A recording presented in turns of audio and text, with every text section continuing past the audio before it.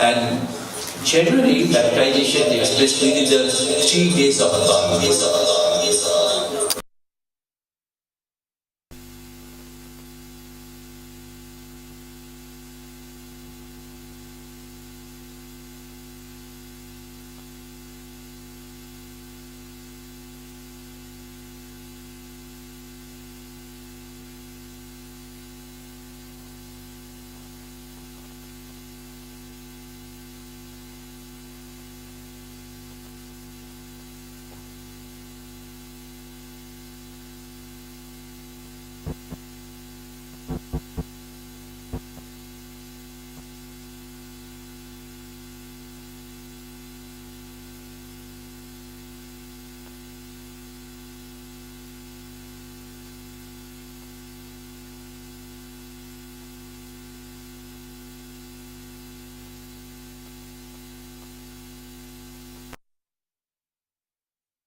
Crafting legacy.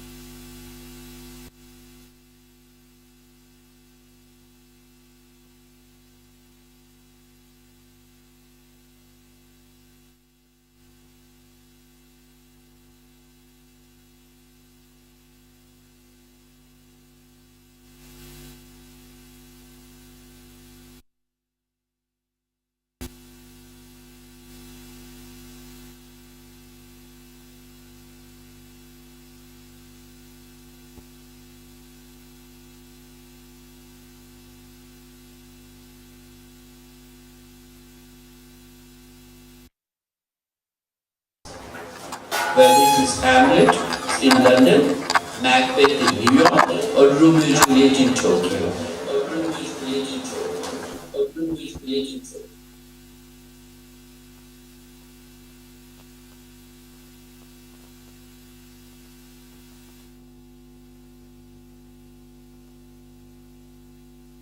Also organize these with the theme festivals.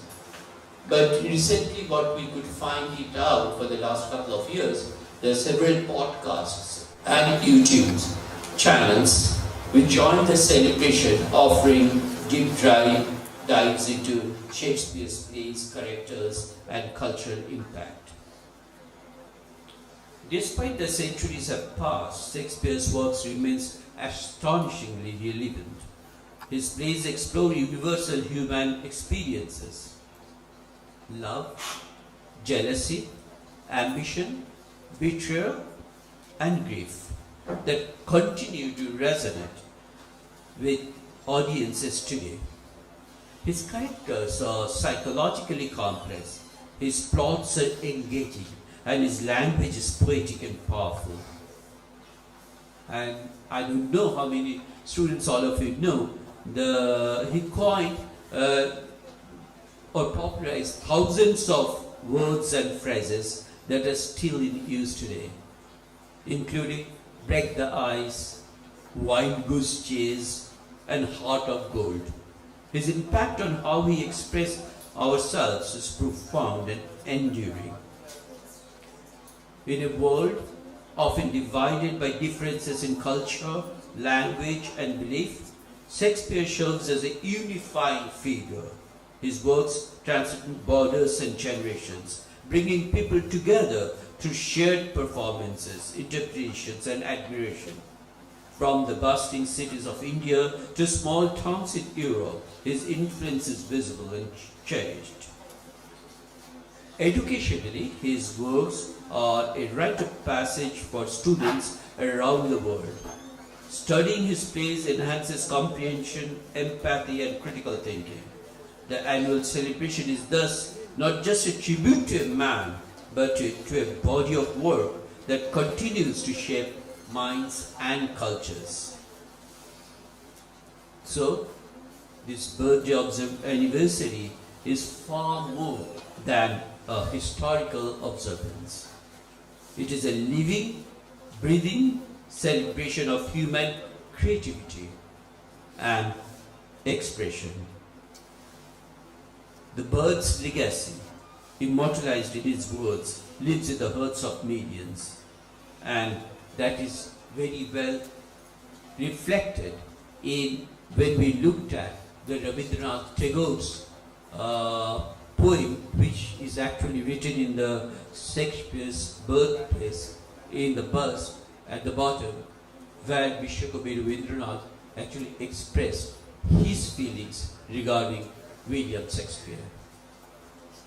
Again, wishing a great success of this fourth Salaam Shakespeare celebration by the Department of English for the 2 days, for the huge number of participants from our university and the other colleges and universities.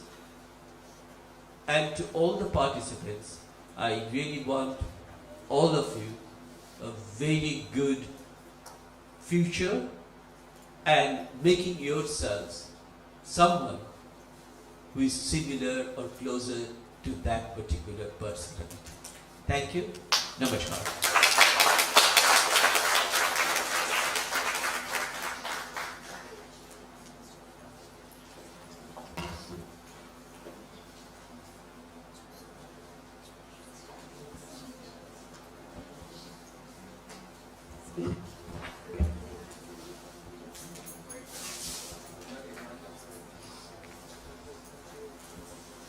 I do not know from Desnu how well we can thank our Honorable Vice Chancellor, sir, but we take this opportunity to thank him from the bottom of our hearts for his encouraging and wonderful words, for always standing by us thick and thin and supporting all our baby steps as we try and move forward.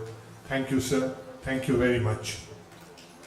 Before we move into the keynote and the plenary sessions, may I request our Honorable Vice Chancellor, sir, to felicitate the first speaker of the day, Professor Niladri R. Chatterjee. Sir.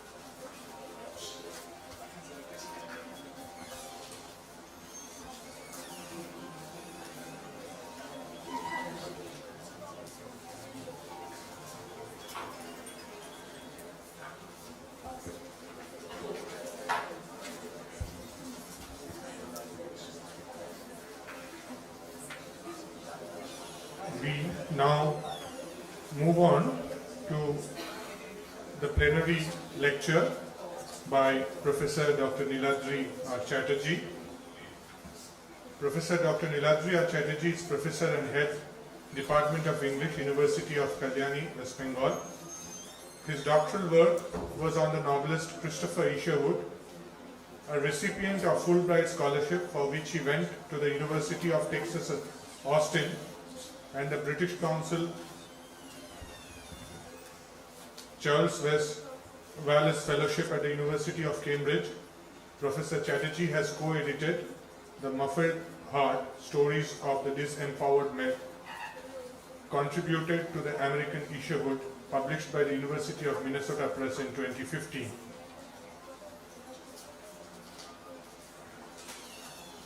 He has also published in the journal American Notes and Queries, published by Taylor and Francis, and Intersections, and has reviewed for Gay and Lesbian Review Worldwide in the United States.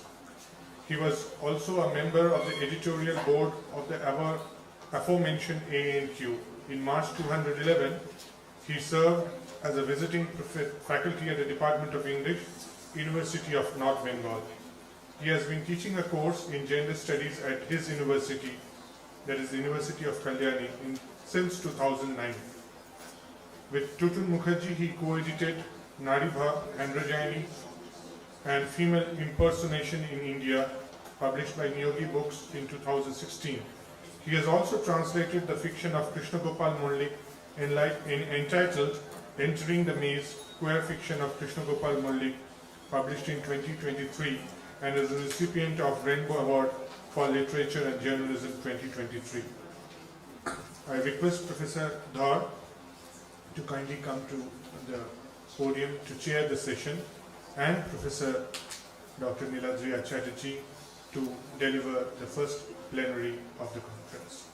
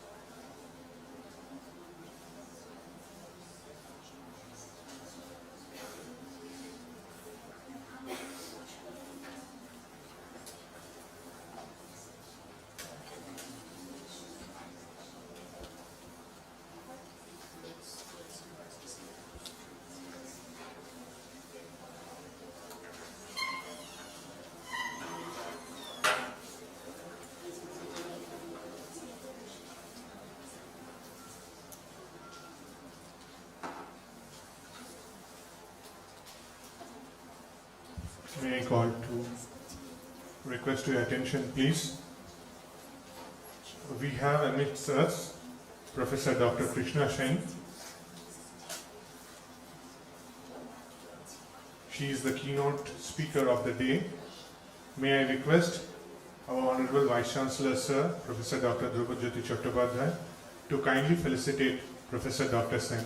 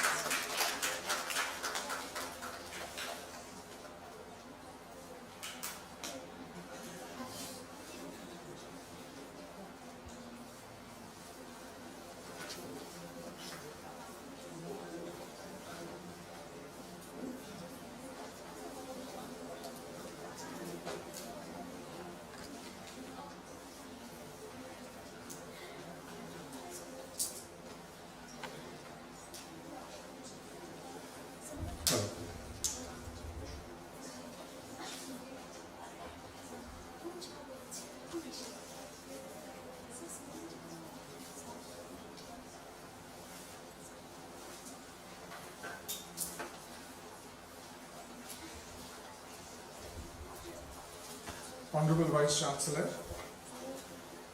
Professor Krishna Sen, Professor Shubhit Dhar, dear students, friends.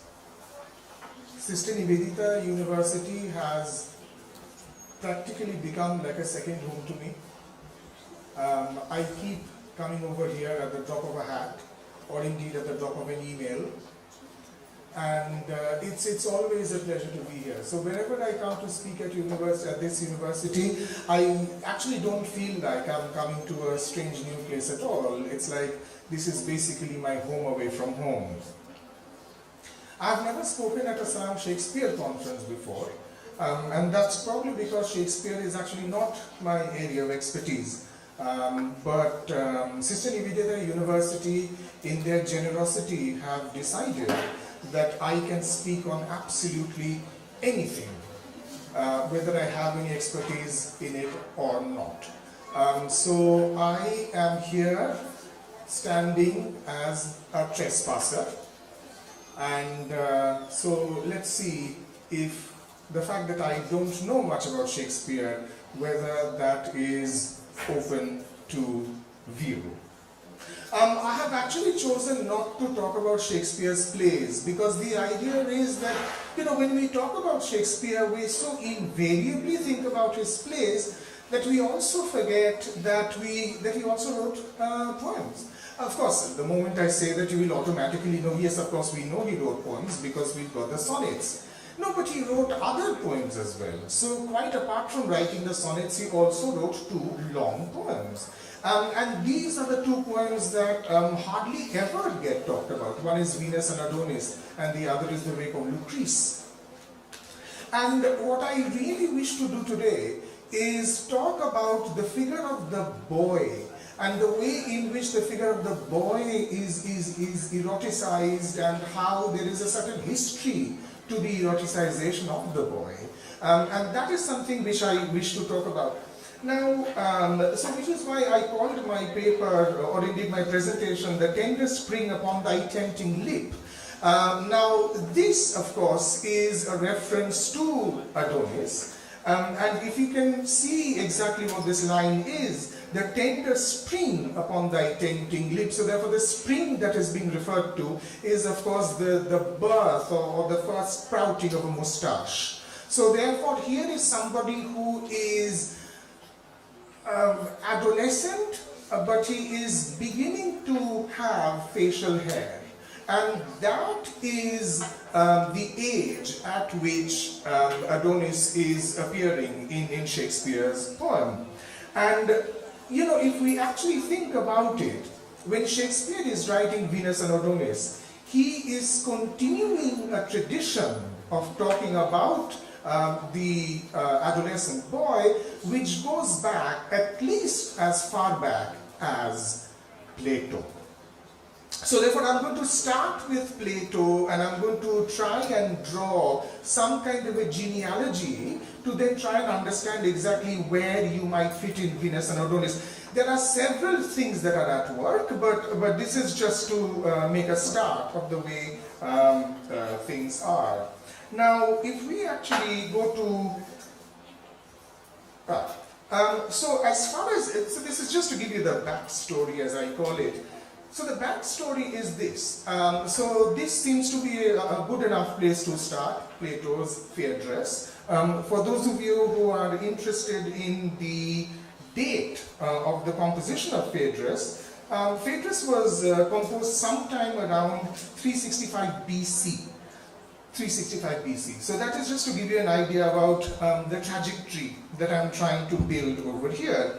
What is Phaedrus about? Phaedrus is basically about Socrates having a conversation with Phaedrus. They are both out on a walk, and they are having a chat, and what emerges in the course of the chat is discussion of love and what is love. And this is the most important part of the conversation.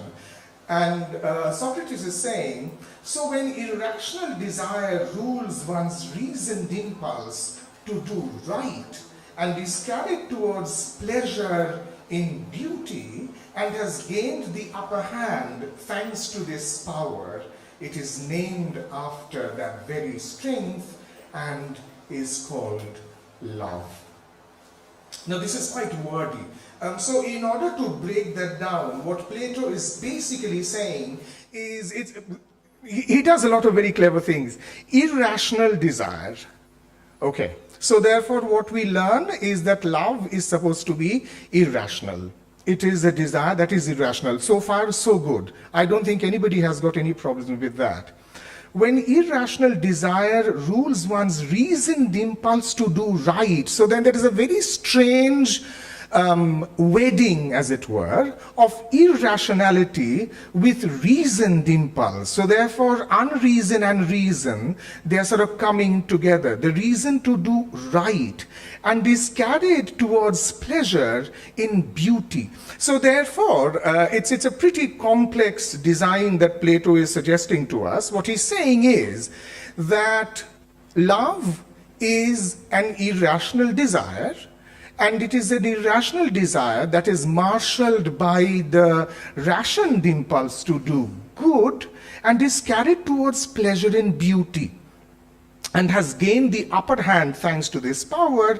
It is named after that very power and is called love. So therefore, love is a combination of rationality, irrationality, and then you have pleasure, and then you have beauty. So these four aspects are being tied together in Plato, and there he gives you the definition of love. I'm tempted to talk definitely about that other book by Plato, which is much better known, namely the Symposium. And Symposium also has as a huge, there are a lot of people who talk about love in Symposium.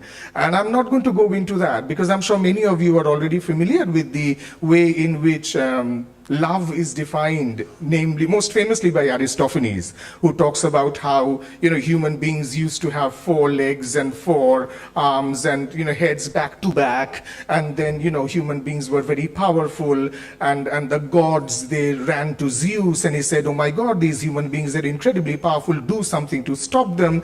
And Zeus then, throws this thunderbolt, and it severs the human beings into half. So therefore, now we have 1 head, 2 arms, 2 legs, so therefore what used to be, 2 heads, 4 arms, 4 legs becomes 1 head, 2 arms, and 2 legs, and therefore love is the desire for these 2 parts to come together.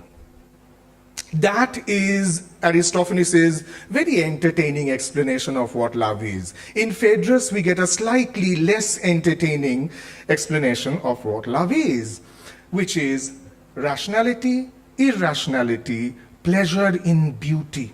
Okay, something that we still have not come across over here is something that will be talked about later on in Phaedrus, which is what happens when we are attracted to beauty and why are we attracted to beauty. And this is where Plato is very clear. He says we are attracted to beauty because beauty is the physical manifestation of the divine. So when we are falling in love, you know the song, तुझ में रब दिखता है. So therefore, तुझ में रब दिखता है. So therefore, when I'm falling in love with you, I'm falling in love with you because in you I see the divine. Okay. Now, if we go to, I'm going to give you a quick trajectory of exactly where all this continues to evolve. I'm going to mention 1532 to 1546. Actually, not 1546. I think he was writing his poems, his sonnets, by the way, between 1532 to 1534 or 5. This person, of course, is the painter and sculptor Michelangelo. Now, Michelangelo was writing these sonnets to this Italian nobleman called Tommaso di Cavalieri. And Tommaso di Cavalieri was this incredibly good-looking young man. Michelangelo, in his late 50s, falls completely in love with Tommaso di Cavalieri. And then he keeps writing sonnet after tiresome sonnet, in which he's basically saying, and you know, I love the way in which Michelangelo is very uncomfortable with the fact that he's doing this. So he will say things like, I love you, but please don't think that it is that kind of love. It's not the bad kind of love. Mine is the good kind of love. Because, as Michelangelo says in one of his sonnets, Tujh mein Rab dikhta hai. It's there. Michelangelo wrote it. You can check it. So therefore, what Michelangelo is saying is, in you I see the divine. So please don't ever think that my love for you is that bad kind of love that people are talking about. Michelangelo was extremely well aware that there were rumors regarding his sexuality. In fact, there were also anonymous complaints and accusations that were being made, that were being dropped into a box. Anonymous accusations, all of them. None of them signed. They were being dropped into a box accusing Michelangelo of sodomy. Like Leonardo da Vinci, like Caravaggio, all the great Renaissance painters, they all liked boys. So therefore, what is really happening is Michelangelo is saying, no, my love is the pure kind. But at the same time, he's going to say, no, but you're very good looking.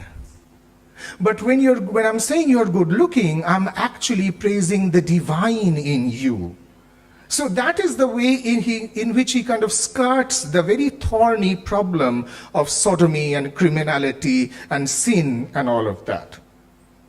Come to 1589. And you've got Thomas Lodge. This, of course, is Shakespeare's primary source for Venus and Adonis, because in 1589, Scyllaeus' Metamorphoses is published by Thomas Lodge. This is where you have Ovid's story, and that is where Shakespeare gets the germ of the poem from.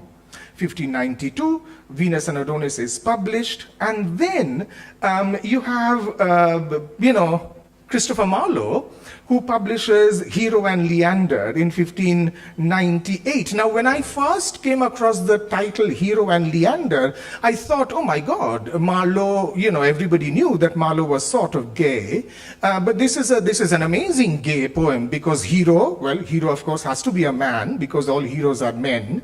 Leander, because tennis player, Leander Pace, so therefore, Hero and Leander. And then imagine my shock when I found, oh, hang on, wait a minute, Hero is a woman. I thought, that can't be right. So it took me some time to adjust to the shock that Hero was actually the name of a woman. Leander, of course, was assuredly a man. Now, what is interesting about Venus and Adonis and Marlowe's Hero and Leander is in both these poems, the point of view, the gaze, is that of a woman. So therefore, in a very strange way, Shakespeare is, and indeed Marlowe after him, they are doing a kind of gender crossing in the poem, because even when they're writing a supposedly heterosexual love poem, but the poet is taking the position of the woman, not the man. So then in a very strange way, the woman becomes the subject and the man becomes the object. And therefore, what is really going on is Shakespeare, in a very interesting way, is channeling a certain Greek way of looking at the male body, but he is looking at the male body through the fig leaf, as it were, of a woman. So there is that kind of a rooting of the gaze that is happening. So it is a male gaze. It is a male gaze that is being directed at another man, but that male gaze is being rooted, or as the Americans like to say, routed through a woman's gaze, which ties up automatically with Feminism 101, because, you know, as Simone de Beauvoir and many of the others have said, that even when a woman writes, she is still writing patriarchy. Because that is the language that is available to her, because a woman does not have a language of her own, because whatever language she uses is patriarchal language by default. So therefore, what Shakespeare is doing is this very interesting thing. He's talking, so he's ventriloquizing as a woman, but he still remains a man. 1609, of course, Shakespeare's sonnets are published. And then, of course, 1640, John Benson publishes the Baudelaireized version of sonnets, changing the pronouns from he to she. Wonderful, for which, of course, we will always be very grateful to him.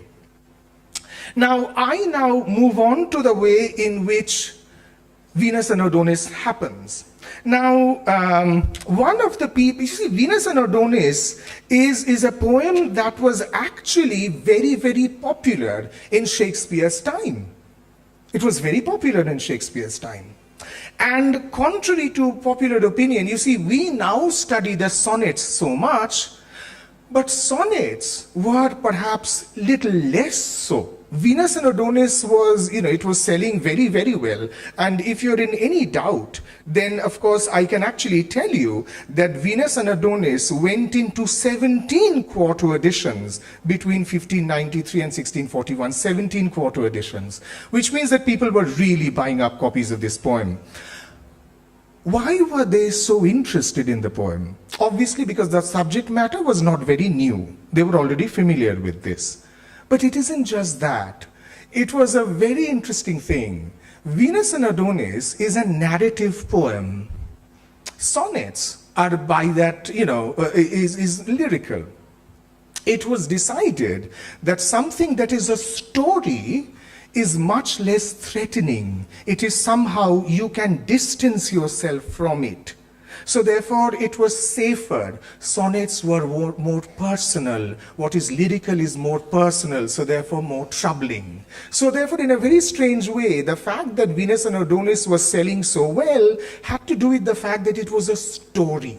It could be simply enjoyed as a tale. We didn't have to engage with the nitty-gritty of private emotions there, which is something that one has to do if one reads the sonnet. So therefore, it became very, very popular.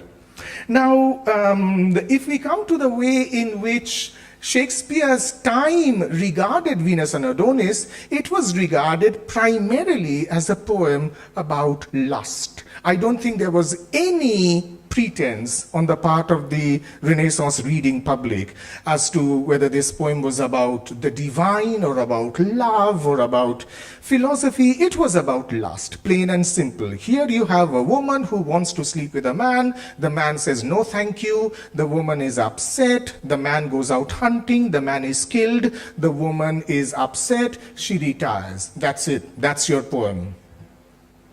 But that is something which people found rather enjoyable. And so therefore, you can imagine the amount of art that this poem produced. So I've just collected a sample of it. So there is this is something from 1570. Then you have something from 1637 to 39. Here is somebody which is much, much later, of course, 18th century, François-André Vincent. And all of this, so you can imagine that it was very popular, and it continued to be popular well into the 18th, 19th centuries as well. And then, of course, we go a little further back, Philippe Gall, which is in 1579. There are more pictures which I shall show you by and by. By the time we come to the Romantic period, Coleridge likes the poem. And he says that this is a poem that actually is proof of Shakespeare's philosophical mind. I don't quite, I have read that poem so that you don't have to. And I do that for you lot. Now, I have read that poem, and I don't know, maybe because I'm not trained in philosophy or nothing, but there's nothing philosophical about the poem at all. But Coleridge, of course, has decided that it is a proof of Shakespeare's philosophical mind, and Coleridge was an honorable man. So therefore, what we really have to look at, therefore, is how by the time we come to the 1930s, we have L.E. Pearson, nobody that anybody has heard of, and 1933 he writes, Venus is the and you can read the patriarchy. You can read the patriarchy in the commentary. Venus is the destructive agent of sensual love. Adonis as reason in love. Very, I'm sure. L.E. Pearson, of course, he knows everything. So therefore, Venus is the destructive agent of sensual love, Adonis as reason in love. I hope you're understanding the binary that is being created over here, right? So therefore, it is the classic mind-body binary. Venus is the body, Adonis is the mind, and I hope you remembered the use of the term reason. So Adonis has reason, Venus automatically becomes unreasonable. Yeah, how often is the term unreasonable used by men for women? Only about 3 billion times each day. So therefore, it is something that we are aware of. Oh, mohila to, buzdei pacchen. Women are mysterious, women are unreasonable. Men have all the reason, men like Donald Trump. So therefore, very reasonable people. And so therefore what is really happening then is you've got L.E. Pearson who says, na এসব অসভ্যতা আমি সহ্য করব না, এসব last ফাস্টের কোনো ব্যাপারই নেই কবিতাটা, it is actually a didactic poem. So therefore you see the way in which the patriarchal deep structure colonizes the poem, rids it of its troublesome sexuality, eroticism and all that nonsense, and says, na ei kobita theke eta ekta শিক্ষামূলক কবিতা, এর থেকে শেখার কিছু ব্যাপার আছে। Basically শেখার যে ব্যাপারটা হচ্ছে সেটা হচ্ছে যে stop all this sort of sensual nonsense and be reasonable. Right. So therefore, that is the way in which it... By the time we come to C.S. Lewis, slightly better known, C.S. Lewis is very, very succinct in his estimate of Venus and Adonis. This is what C.S. Lewis says. He says, it will not do. Hobe na. So C.S. Lewis's verdict on Venus and Adonis is very summary. Hobe na. And ওই যে C.S. Lewis বলে দিলেন হবে না, তারপর থেকে কিন্তু Venus and Adonis the stocks of that poem started to fall, right? How many university syllabi can you name where Venus and Adonis is a prescribed text? 1, Kolani. So there, Calcutta University as well, huh? Not anymore, but Kolani it is still taught. Yes. One of the reasons why I'm still teaching there. So therefore, that is the way in which the poem has become a kind of a hot potato, in the sense that we just don't know what to do with it. Is it a didactic poem? Is it an erotic poem? Are we supposed to enjoy it? Are we supposed to pray in front of it? We don't know. So therefore, what is really happening then is we are seeing an example of the way in which Shakespeare is rooting a certain Greek way of looking at the young boy, and he is then trying to mold it to the Renaissance taste. And of course, we know very well why that is happening, because it is very, very common knowledge that Renaissance is the time when, of course, the ancient Greeks were rediscovered. And of course, we also know why they were rediscovered. It's because the printing press had been discovered and people were genuinely running out of things to print.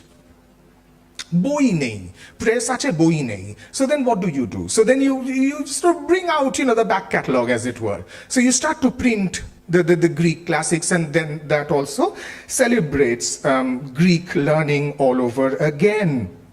Now, the way in which I would want to talk a little bit about the way in which the figure, the boy, functions.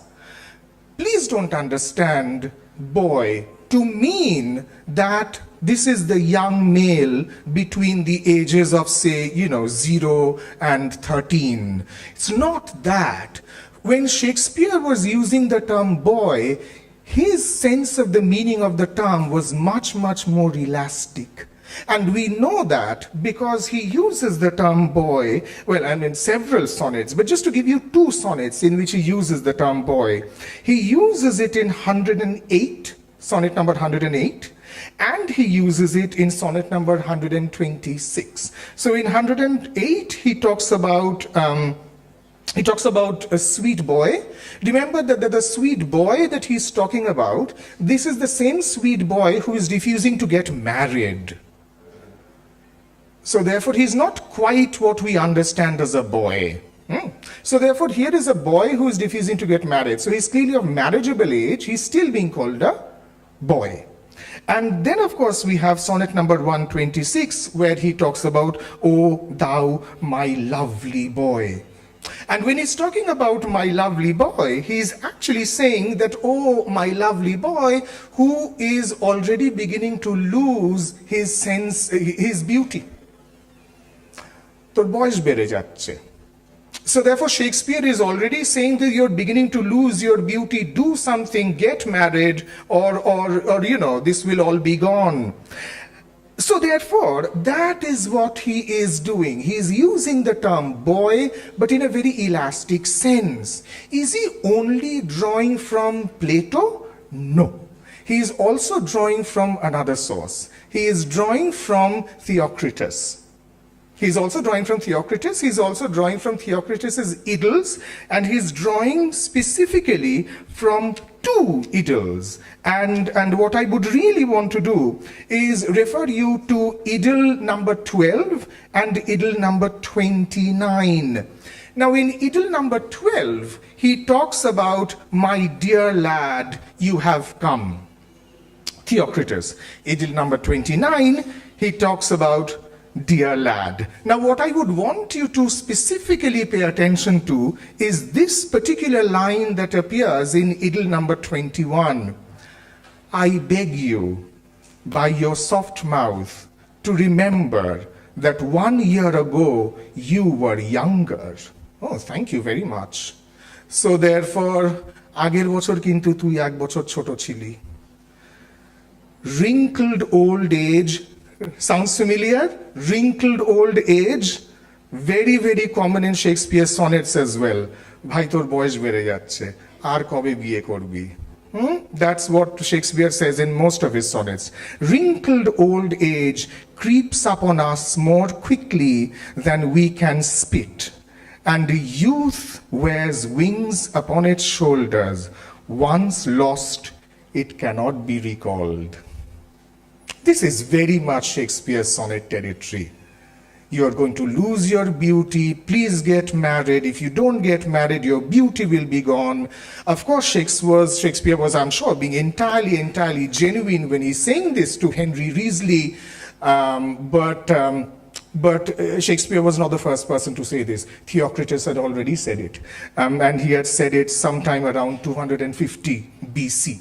So therefore, by the time we come to Venus and Adonis, we have to understand that Shakespeare is doing something very clever. He is, as I said, smuggling homoeroticism.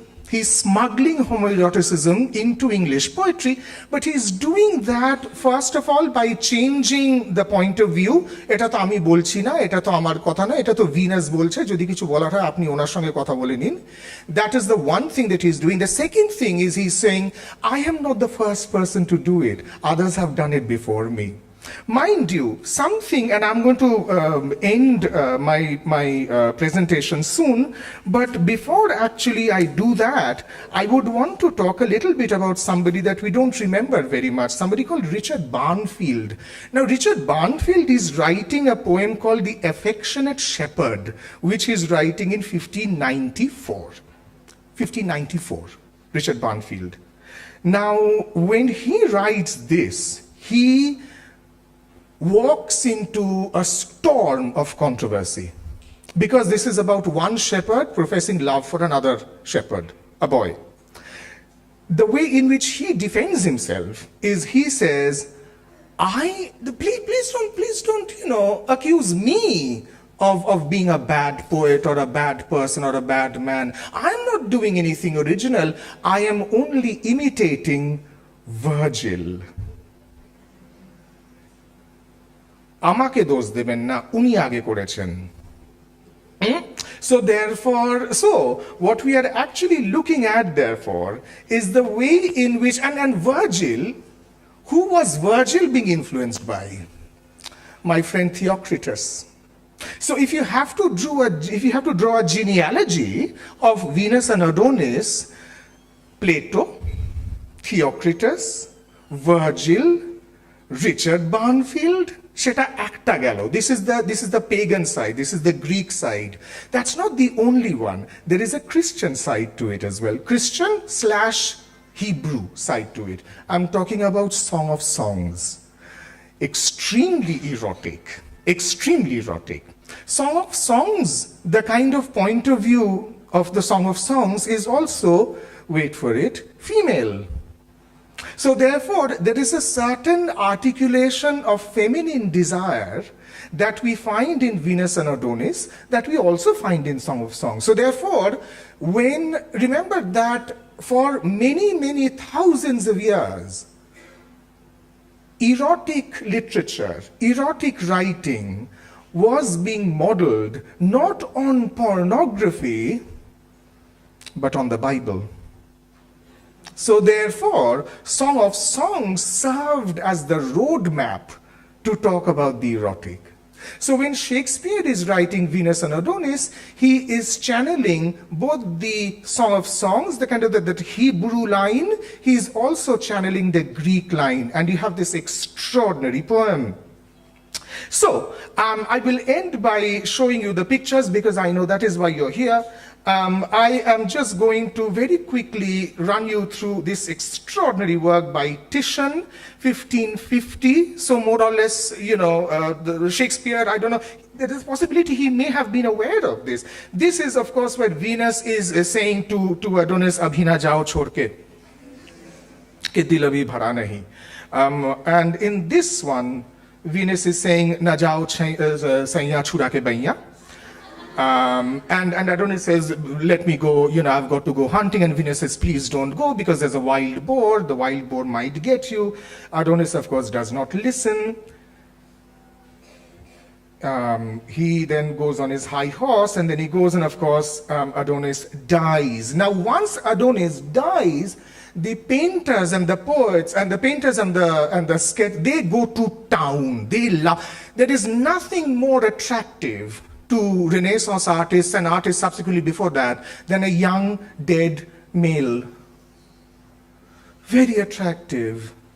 Because you see, a young dead male is right at the center of every church. I think you've made that connection. So therefore, there is something Christ-like about a young, almost naked, male dead body.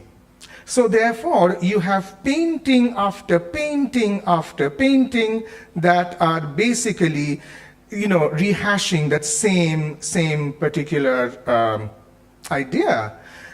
This is also where Venus is. This is, of course, Adonis is dead and he's being propped up by Venus. So many of them. This is coming sometime in the 19th century, which is an engraving of an original work by Luca Cambiaso. And there you have a close-up. Now, this is something that I have already mentioned, but I am simply going to draw your attention to it. Sonnets 18 to 26 are written, to be fair, with 108 sonnets. Sonnets 127 and 54 to the Dark Lady. So 27 for the Dark Lady, 108 to the Fair Youth. You do the math. Very often people tell me, Sir, Shakespeare and Henry Risley, they were just good friends. And I'm thinking, yeah, right. Because if you're just good friends, you write one sonnet for him, 2 sonnets. 108? Okay.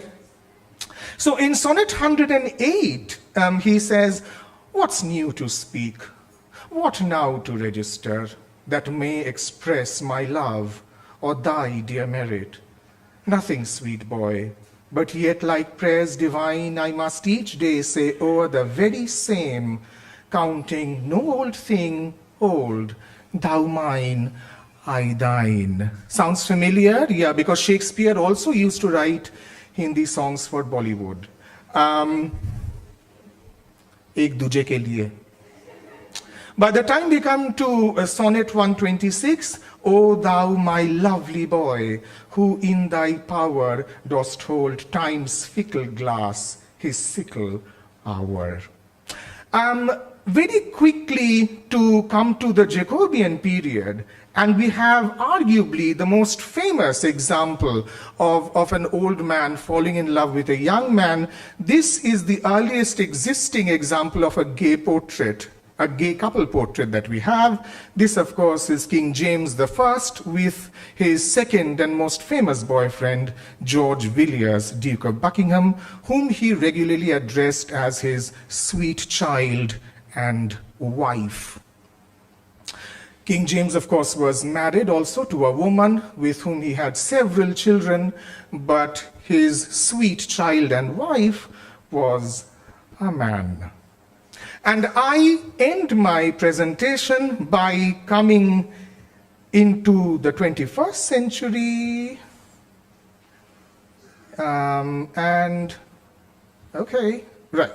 Germaine Greer. So in 2003, Germaine Greer publishes this extraordinary coffee table book called The Boy. And on the cover is this very, very beautiful young actor who plays the role of Tadzio in Luchino Visconti's cinematic adaptation of Thomas Mann's Death in Venice, in which, surprise, surprise, an old man falls in love with a boy. So which is why I'm calling this slide When the Queer Met the Feminist. So therefore, all that I'm trying to do very, very quickly is to say that when we think about the eroticization of the boy, there is a solid history that we can trace that goes all the way back to Plato, and there is a way in which feminism can recuperate that history and run with it. Thank you so much.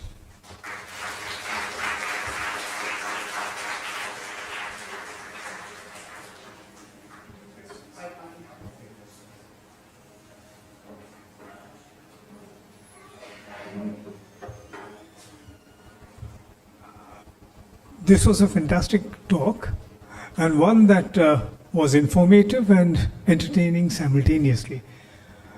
Now, I'm sure our students would have observations, questions, feelings to share. Anyone? Any questions, issues you would like to raise, discuss, have the professor address?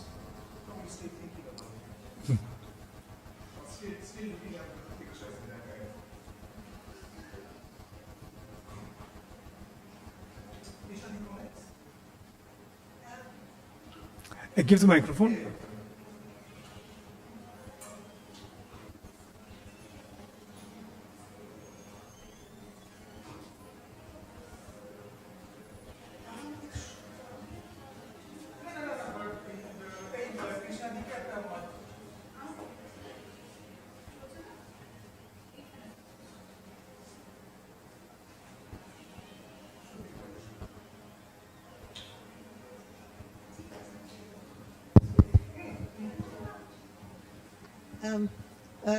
Is this really working? Yes. It's really working. You know, I feel quite ashamed to ask for a microphone. Many of you do not know that when I used to teach in College Street, then I could be heard, my bare voice could be heard without a microphone up and down College Street. Maybe some of them remember this, though they were not my students. You did? Yeah. You did? Yeah, but as you can see from my strange attire in the middle of April, I'm 2/3 of the way through bronchitis. I have come here after a hearty breakfast of doxycycline and steroid inhaler. So my voice is not what it is. You know, I really loved Niladri's talk, as all of you did, I'm sure. And the one thing I really learned from you, Niladri, the other things I'd vaguely heard of, and then you reminded me of everything and you put it all together so brilliantly in a very Niladri way. But the one thing I really learned, আমি জানতাম যে আমাদের দেশেই বাঙালিরা মেয়েদের বলে কুড়িতে বুড়ি, কিন্তু আমি আজ নীলাদ্রির থেকে শিখলাম যে সনেট নাম্বার 126-এ শেক্সপিয়ার একজন ছেলেকে বলেছে তুই কুড়িতে বুড়ি। And I think all feminists have missed their patron saint. It is Shakespeare. Yes, the first feminist. Right? So, thank you so much, Niladri. When the next time I give a talk on feminism, I shall unabashedly steal from you without acknowledgement. You can do that with good friends. Yeah? Thanks a lot.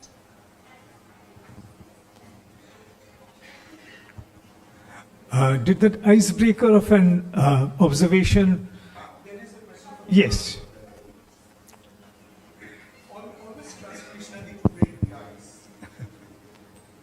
Hello, sir. What a wonderful presentation. I was just looking at this picture. This is all the pictures were very interesting, and they put a query in my head, so to speak. So for the longest time, everybody who's studying Shakespeare is talking about cross-dressing, and boys playing female roles. And these pictures especially speak to the androgeneity that is there in the representation of young men at that age. Even in the Venus and Adonis pictures, if we are not looking at the heavy-bottomed Venus, the woman is always at an angle where the body shows the backside. If it doesn't, it's very hard to distinguish between the body politics is very interesting. The breasts are not that heavy. It is the bottom or I think the childbearing attributes that are being highlighted mostly. If they don't, yes. If they don't, then it's hard to tell, the figures apart. And male and female sort of kind of combine somewhere there. Yes. So I wanted to ask you whether this androgeneity is extremely deliberate in representation, because if you're looking at Shakespeare's plays, the way the boys are playing the roles that women were supposed to play, is it indeed only a politics of,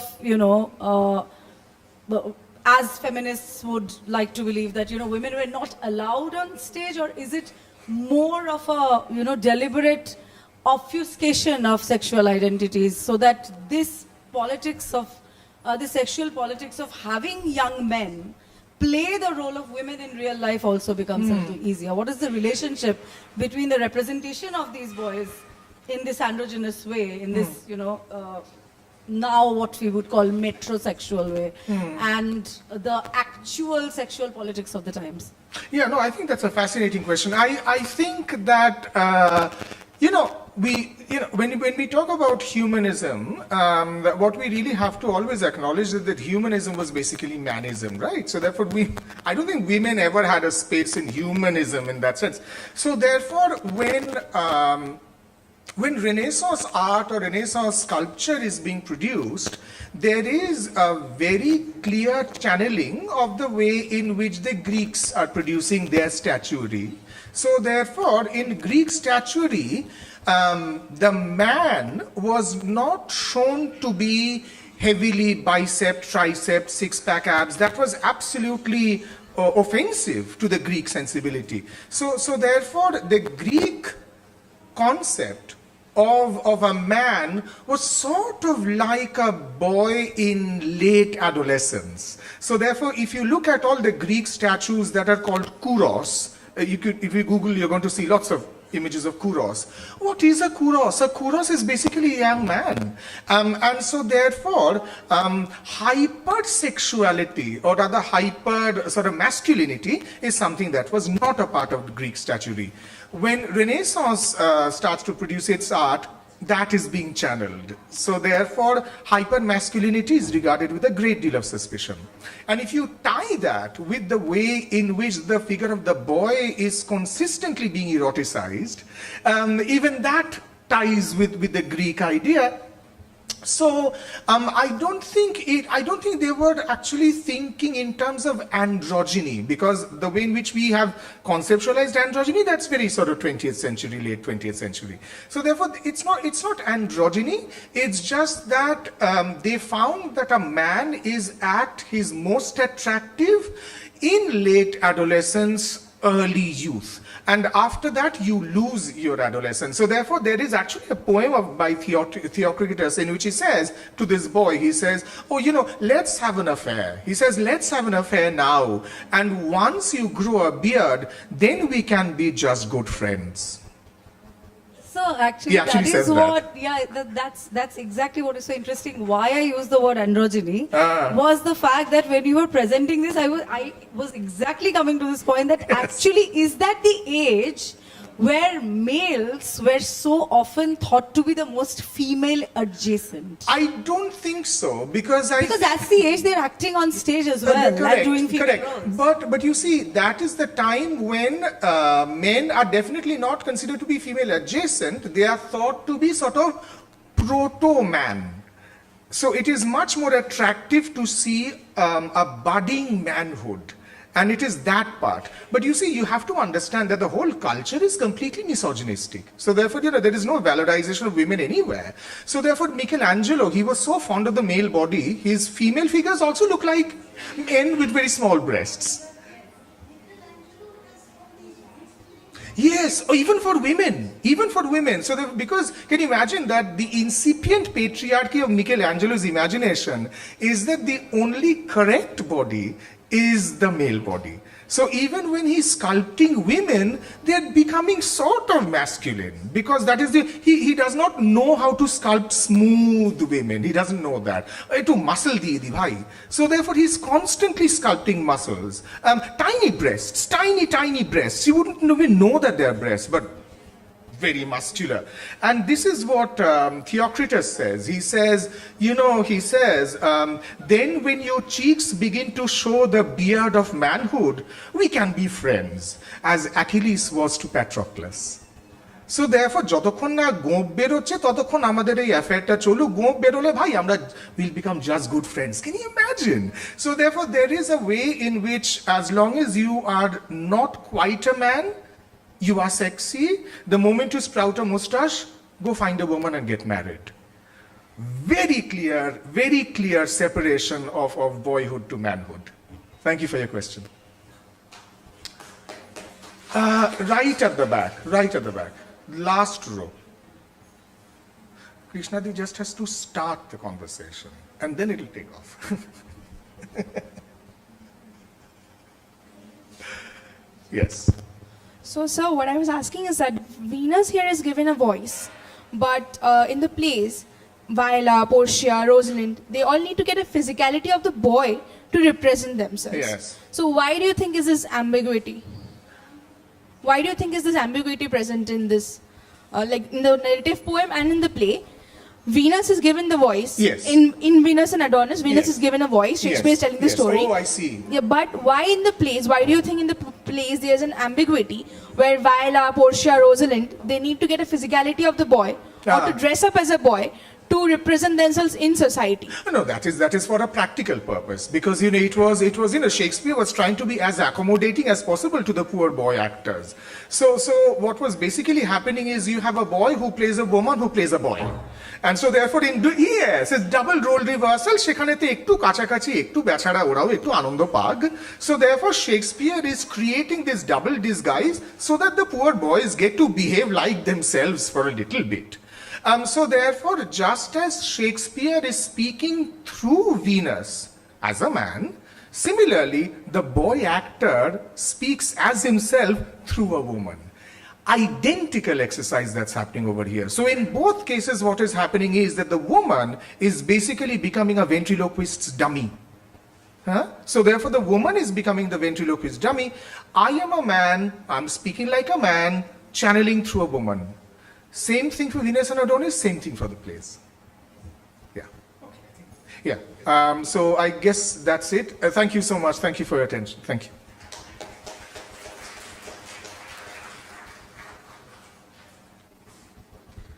That was a wonderful plenary talk. Thank you, Professor Niladharanjan Chatterjee, for the session. I would request our Dean, Professor Shubidhar, to kindly stay back for the chairing the next session as well. Next, we have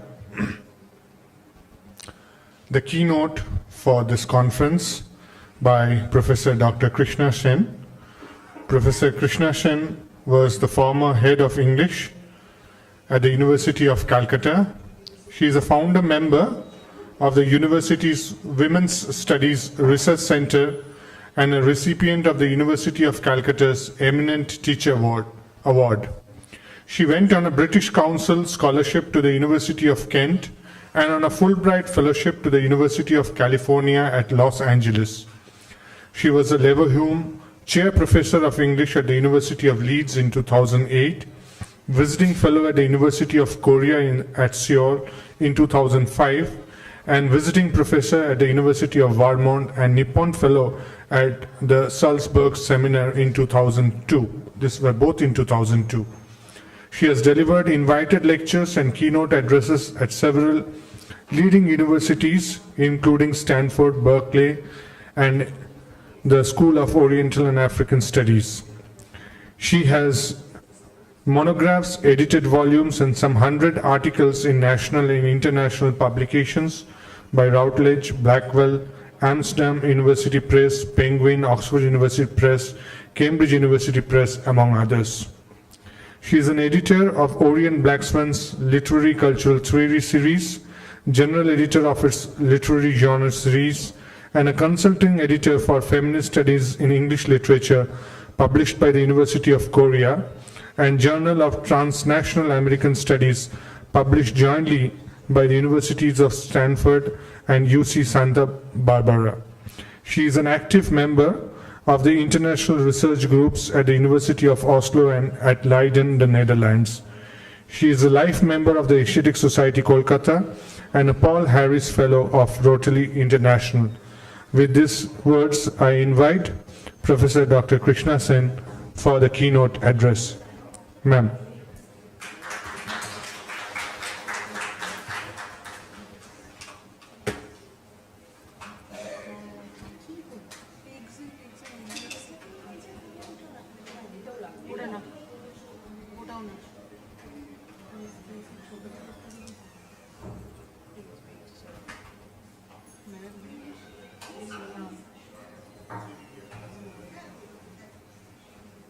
আসছে না অন্য কিছু আসবে আসবে 2 second time দে ওইটা slow কোন মতো আসছে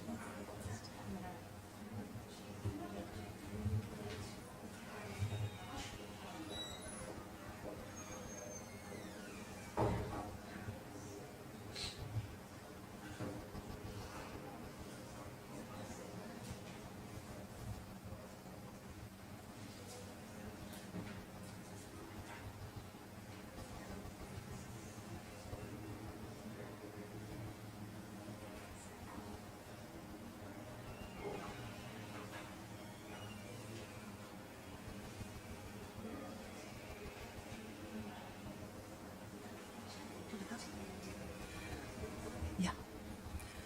Let me get the lamp closer. Does it come more? So, you'll be comfortable. You'll be happy here. Okay. Yeah. So I would like to thank Sister Nivedita University and Professor Shubhit Dhar and the Department of English, Sister Nivedita University, for inviting me here. I'm sorry that the keynote became the second one, but that wasn't my fault. It was people squatting on the road somewhere. Yeah, the school teachers. So, a 45-minute drive took me about 2 hours.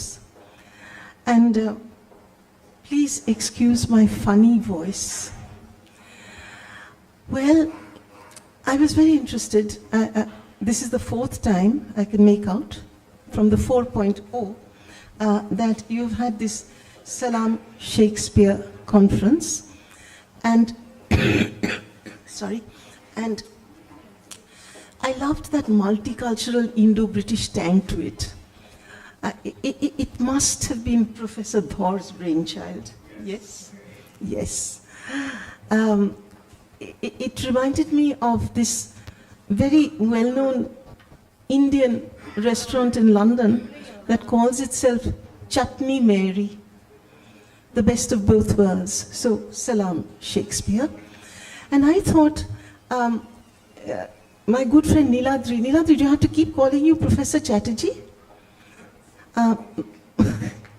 So my good friend Professor Niladri Chatterjee said that he had been invited as an imposter because he's not a Shakespeare scholar.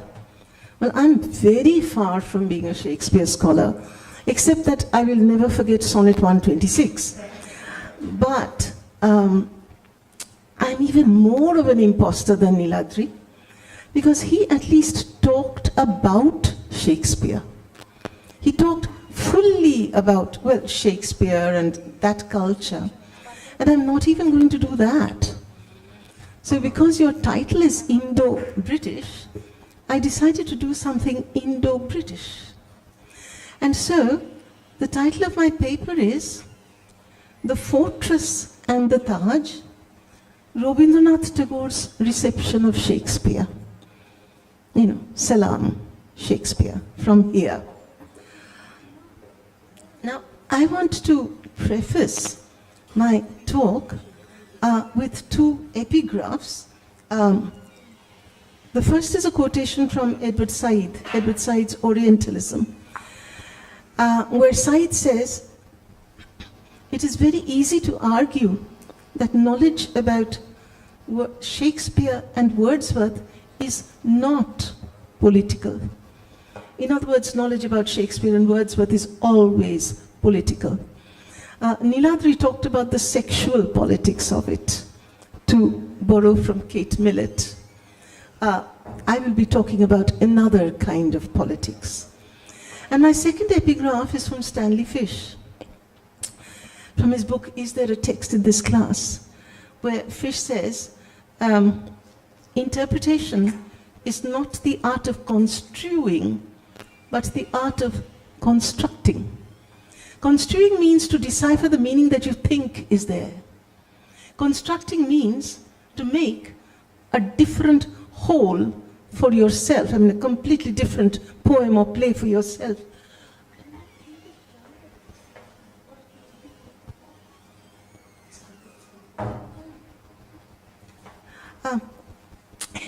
Today I'm the grandmother of all fusspots. হ্যাঁ, ওটাকে একটু বন্ধ যদি করে দেওয়া হয়, হ্যাঁ, একটা যদি করা হয়, মানে শাল পরেও শীত লাগলে তো turn it to an icicle. হ্যাঁ, ওইটা, that's it, yeah, thank you so much. আর তোমাদের যদি একটু গরম লাগে, একটু সাফার করো, just for one day. Okay, so I've got these two epigraphs from Edward Said and Stanley Fish. And what are these two epigraphs on Edward Said and Stanley Fish doing in a talk about Tagore and Shakespeare? I mean, Robindranath abar kobe theke Edward Said-er lok hoye gelo. You will find out. Because my contention is that not just Said and Stanley Fish, but a whole host of modern critics, a whole gamut of modern literary and cultural theory is required to understand Tagore in a much less known form. I mean, he of course is a universal writer. Everybody knows everything about Tagore. But a much less explored aspect of Tagore is Tagore as a critic. And that's the one I'm going to look at today. And because time is short, I will look at Tagore as a critic of Shakespeare. Now, Tagore actually did not produce a huge body of work on Shakespeare. He did not even write a single dedicated essay on Shakespeare, not even one. He did, of course, write a eulogy in Bangla entitled Bishokobi. It is now to be found in Bolaka, the collection called Bolaka. And he wrote this for a special volume published in February 1916 to celebrate the tercentenary, 300 years, of Shakespeare's death in 1616. And Tagore made his own English translation of this poem, which he called To Shakespeare. It is now engraved on a marble plaque under a bust of Tagore in Shakespeare's birthplace on Stratford-upon-Avon. So the next time you people go there, do have a look at it. I will just quote the first and the last line of this poem to show how Tagore glorifies Shakespeare's universality by drawing in an India connection. So this is the first line.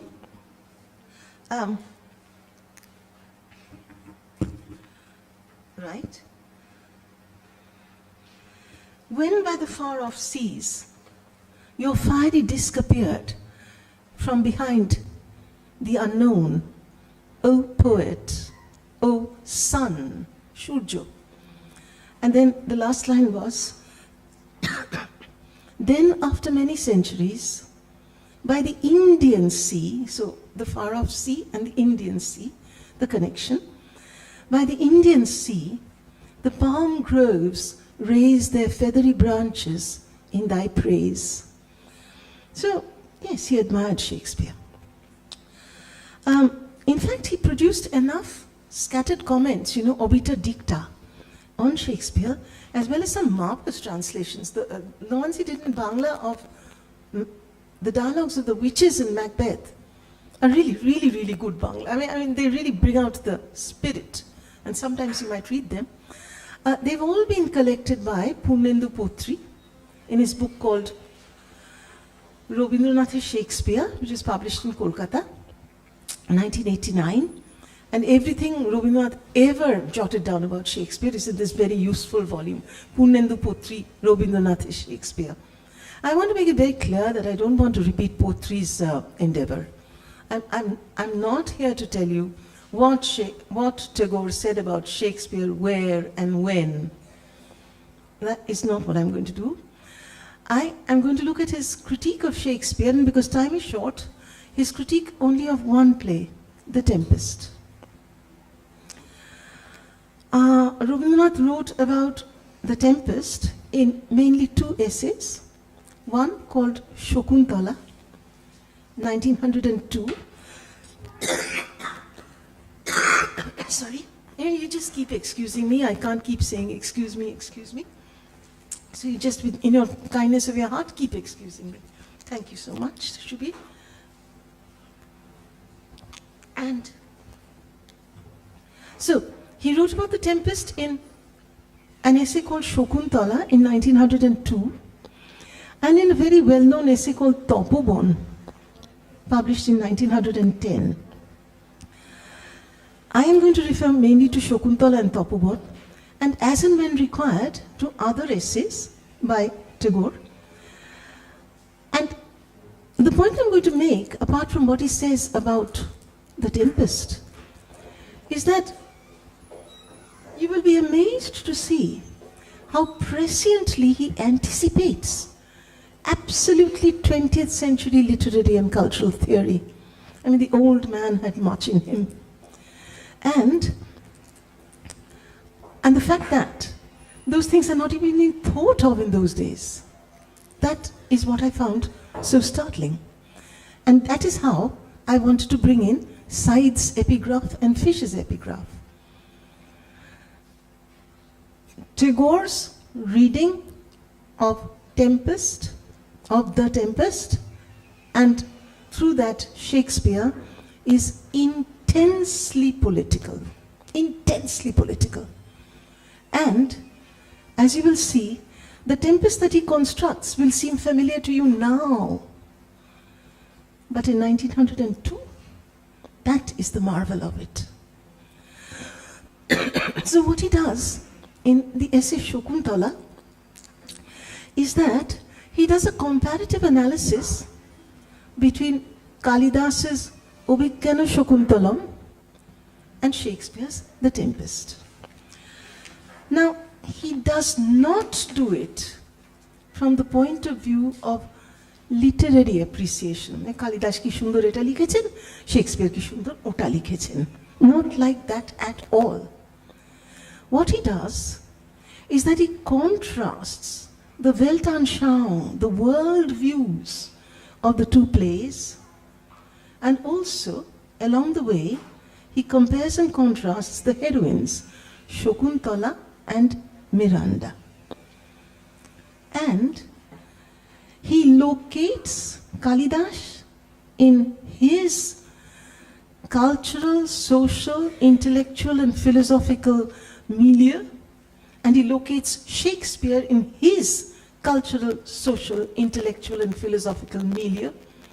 So Tagore knew much more about Renaissance humanism than many of us do. And then he contrasts it from a philosophical point of view. So it is not a literary comparison at all. It is a philosophical comparison. How does he go about it? So the first thing he does is that he contextualizes these two authors and their plays, as I said, within their milieu.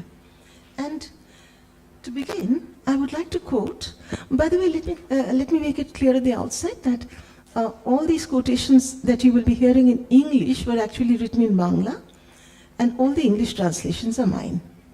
So whether they're good, bad, or indifferent, at least you get the sense of what he's saying. To begin this contextualization, I want to refer first to Rabindranath's essay, Purbo o Poshchimer Shobhota.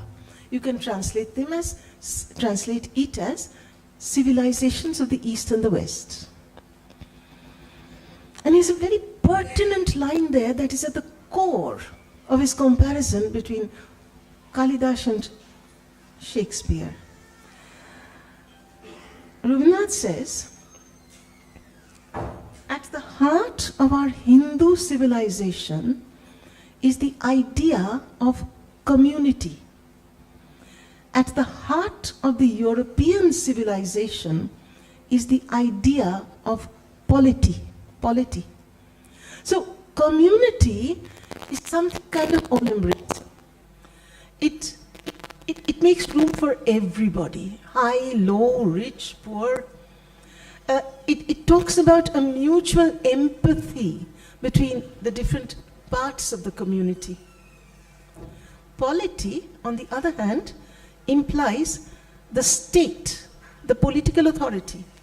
And a polity is essentially hierarchical.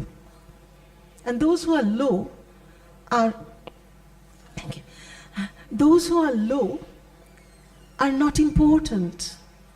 Those who are high have hegemonic domination over those who are low. So a community is a particular kind of worldview, and a polity is a different kind of worldview, right? Based either on, oh, I'm really being spoilt by all of you. Hi, Itauki.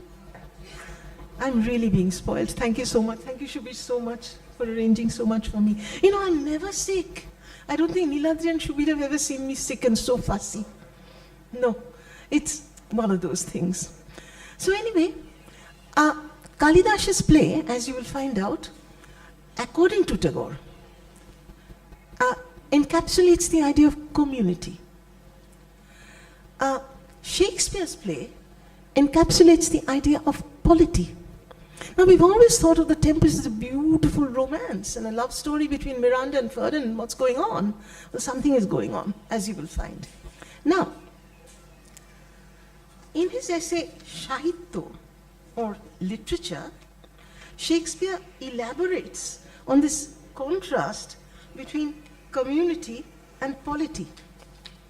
He says that the idea of community comes from the Vedas and the Upanishads, and it foregrounds, or it emphasizes self-realization, what he translates as prakash.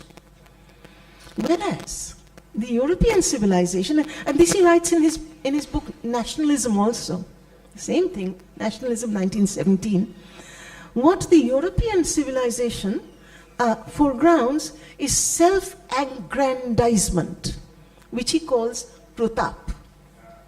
So, what is the difference between the two civilizations, ancient India and Europe, Renaissance Europe? Community, polity. Prakash, protap. And in this essay Shahitya, and remember he is talking about the European Renaissance. I mean, did you know that Tagore knew so much about the European Renaissance? I found out. Lovely hot tea. Thank you so much, Sister Nivedita University. He goes on to elaborate this, and this is slightly longer quotation about Prakash and Pratap. He says, that monster with the clenched fist, piling stone upon stone upon stone, until the spires of his fortress pierce the sky, is as nothing. His power is important only to him. You remember Shelley's Ozymandias. That is known. The next bit is what the Europeans never talked about. Next sentence. But the Taj is something totally different. What is the Taj, he says? It is not just a monument. It is the creativity inherent in Shah Jahan's love and sorrow that welled out of his soul and overflowed the universe. The throne may have been Shah Jahan's alone, but the Taj is for all mankind.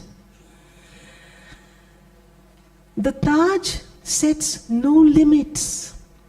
It is the abode of the infinite. So now you can see the meaning of my title, The Fortress and the Taj, in this very beautiful passage from Rabindranath's essay Shahitya. How does he explain this phrase, the abode of the infinite, as I've translated it? He goes on to say in Shahitya that the abode of the infinite is, in terms of the Veda and the Bhagavad Gita, it is universal nature or Prakriti. And you remember in Chandalika, where the mother is Prakriti, where she tries to resolve this hiatus between her untouchable daughter and the Buddhist monk. Prakriti is a very important word in Tagore. So, the Taj is about Prakriti. The fortress is about power. Okay? So, one Kalidas's world embodies a worldview that is inclusive, that draws in everybody. Shakespeare, and he's not criticizing Shakespeare as a person or as a poet. He thought he was a very great poet.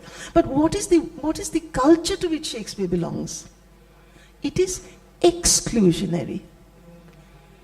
It does not include everybody. And therefore, of course, when they go out and do their exploring and everything, we know all about the othering. And as you will see, Tagore did not have the terminology. But he anticipated everything. When you hear what he says about Tempest, you will say, I heard it before. No, you didn't hear it in 1902. You didn't hear it in 1910.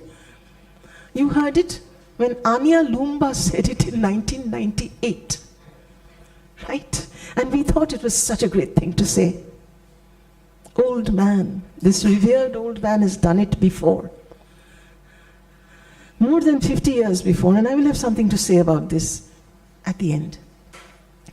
Now, so, this is one civilization, that is another civilization. Before I end this part, how Tagore characterized the Renaissance, I just want to mention one thing, sorry. And that is that in his essay Topobon, he has a passing reference to Milton's Paradise Lost, Book 4. He just says it and moves on, but I really want to make something of this. What he says is, the first two lines are in Bangla and I have translated, and the second two lines are actual quotation from Milton. Paradise Lost, Book 4. This is the Bangla gloss. Nature was created for man. Man is its master. When, in the secluded copse, man's first parents, that is Adam and Eve, reposed, and here starts the quotation from Milton. Beast, bird, insect, nor worm durst not enter, such was their awe of man. And Tagore says, this is not universal nature. This is not Prakriti. So what he sees in Milton's Paradise Lost is that exclusionary Western episteme of polity, of hierarchy, of domination, of power. Right? Okay. In fact, quite frankly, I haven't come across such a direct indictment of the very fountainhead of Christian culture as this. And why I say the very fountainhead, what is this?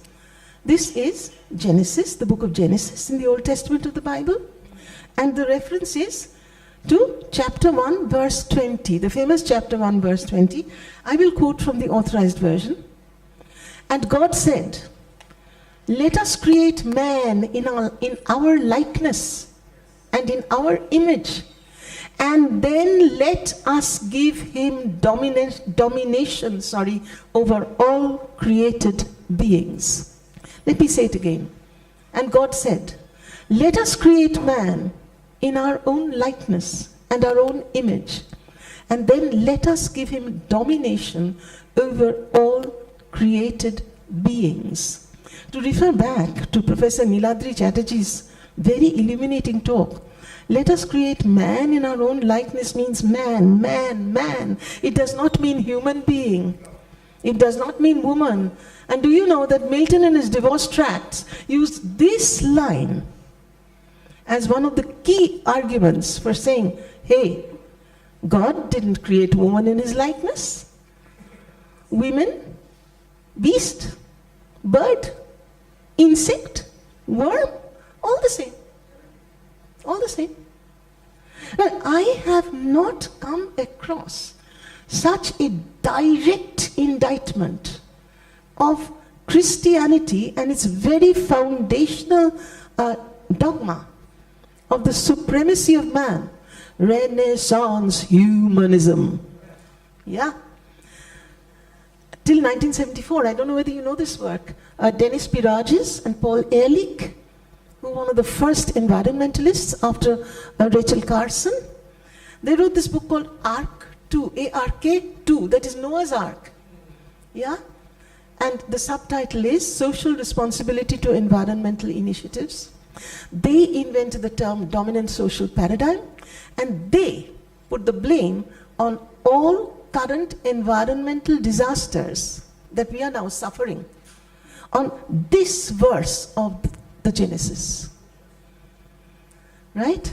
That God gave man domination over everything, and man exploited the natural world. Right?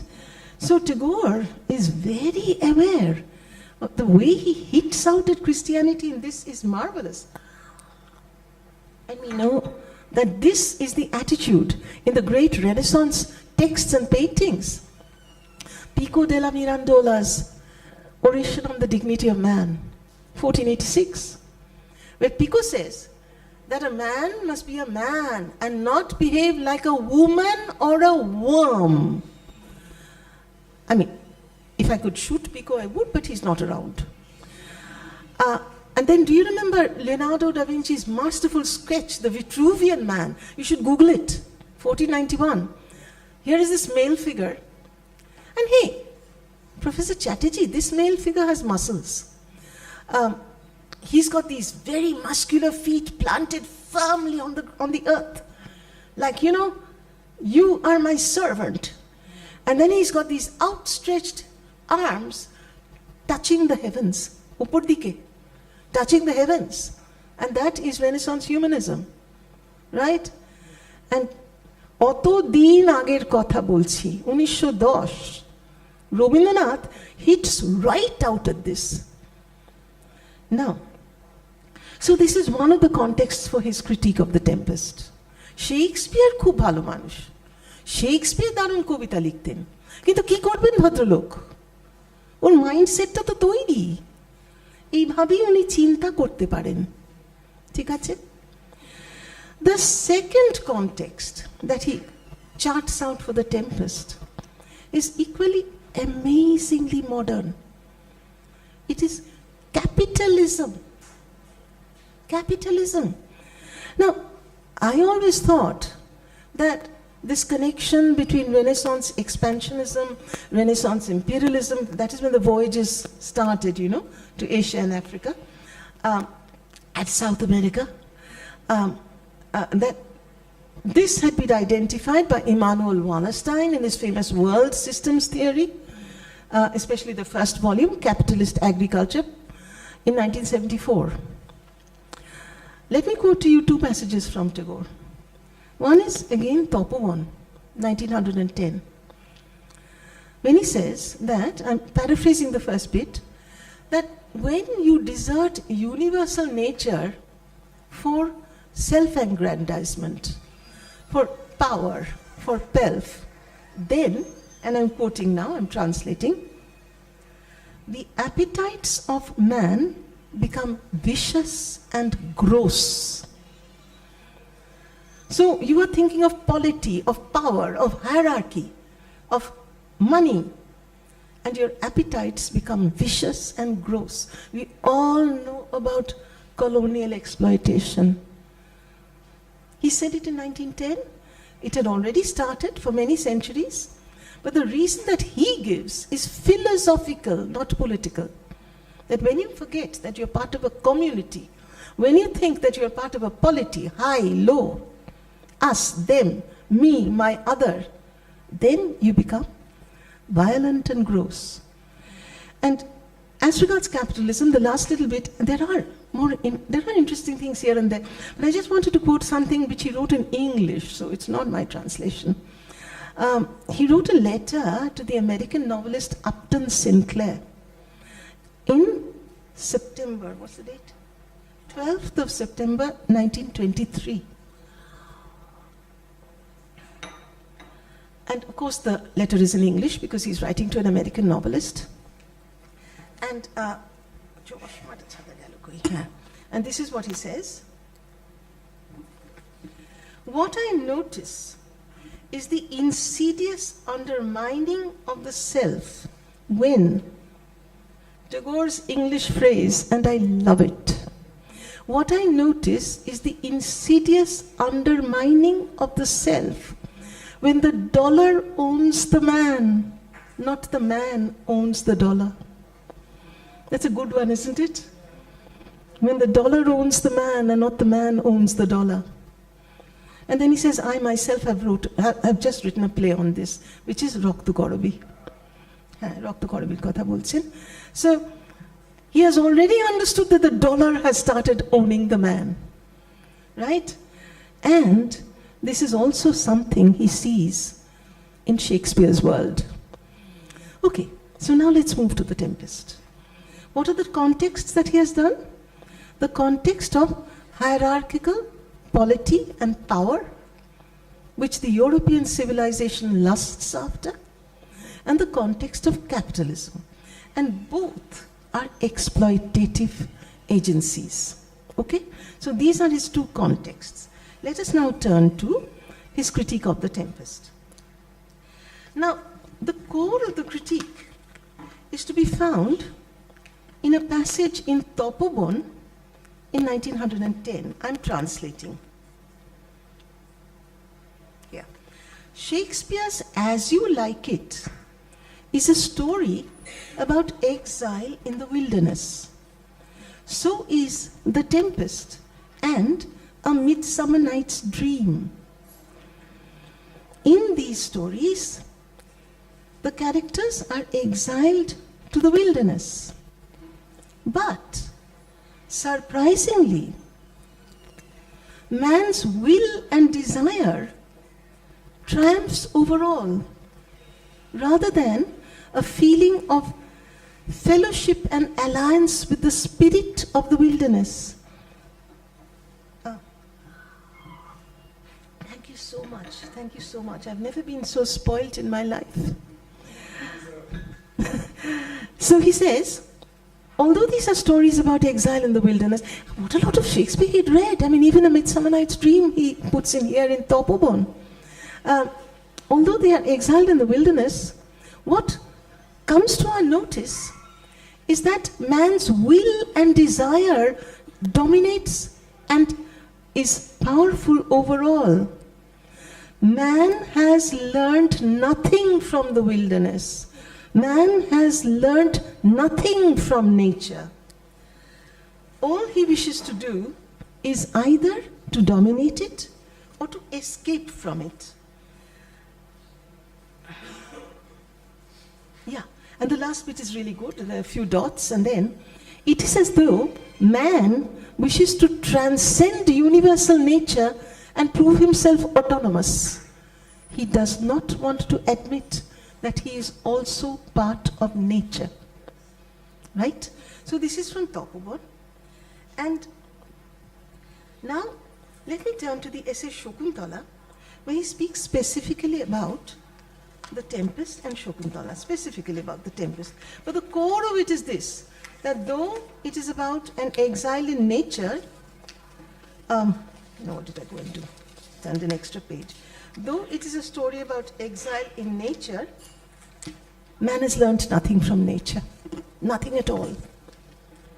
Now, he says, there is a similarity between the love of Miranda for Prince Ferdinand and the love of Shakuntala for King Dushyanto. In fact, there is a similarity between the two heroines.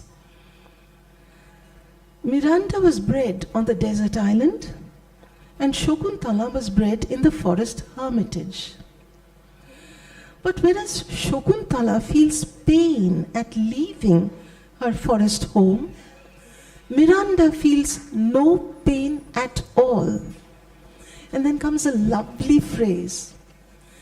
Although Miranda was bred amidst, bred means brought up, although Miranda was brought up or bred amidst nature, nature has not entered her soul. Nature has not entered her soul. And so, Miranda is totally contemptuous, totally dismissive of the natural beings around her, Caliban, his mother Sycorax, Ariel. All she feels for them is disgust, right? Bidesh, disgust. Whereas Shakuntala is the friend of the peacock and the deer and plays with the little animals of the forest. So, I'm sorry.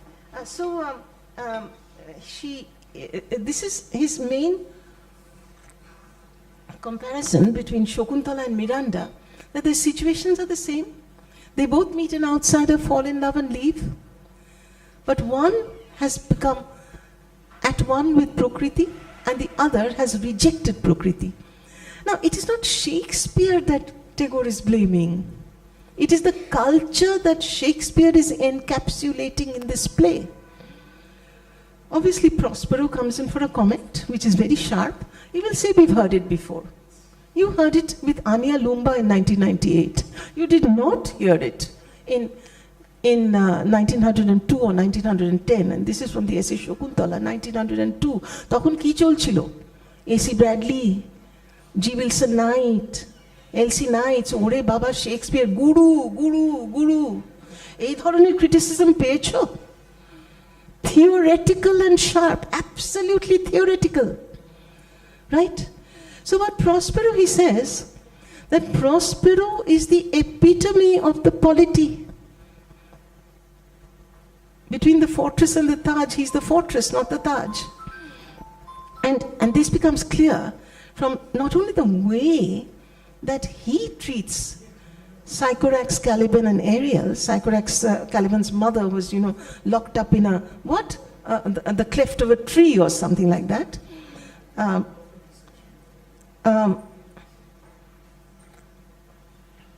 But he says that, how does Shakespeare, and this is Shakespeare, how does Shakespeare depict these, and Rabindranath Tagore other kothata janten na, এই যে capital O দিয়ে, you are my other, he is my other, she is my other, এই কথাটা উনি জানতেন না। কিন্তু Shakespeare কিভাবে ক্যালিবান, সাইকোরাক্স আর এরিয়েলকে দেখিয়েছেন? Caliban is a monster, Sycorax is a witch and Ariel is a fairy. কেন বাবা? ওরা তো অন্য দেশের লোক, ওরা তো মানুষ।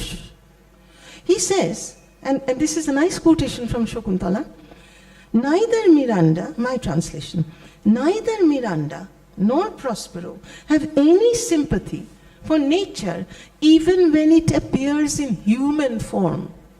মানে কালিবান তো হাত পাওয়ালা মানুষ, কিন্তু তাকে মনস্টার বলবে, তাকে বিস্ট অফ বার্ডেন বলবে কেন? ওই যে পলিটি, ওই যে ফর্ট্রেস, ওই যে hierarchy, which is at the heart of Renaissance humanism.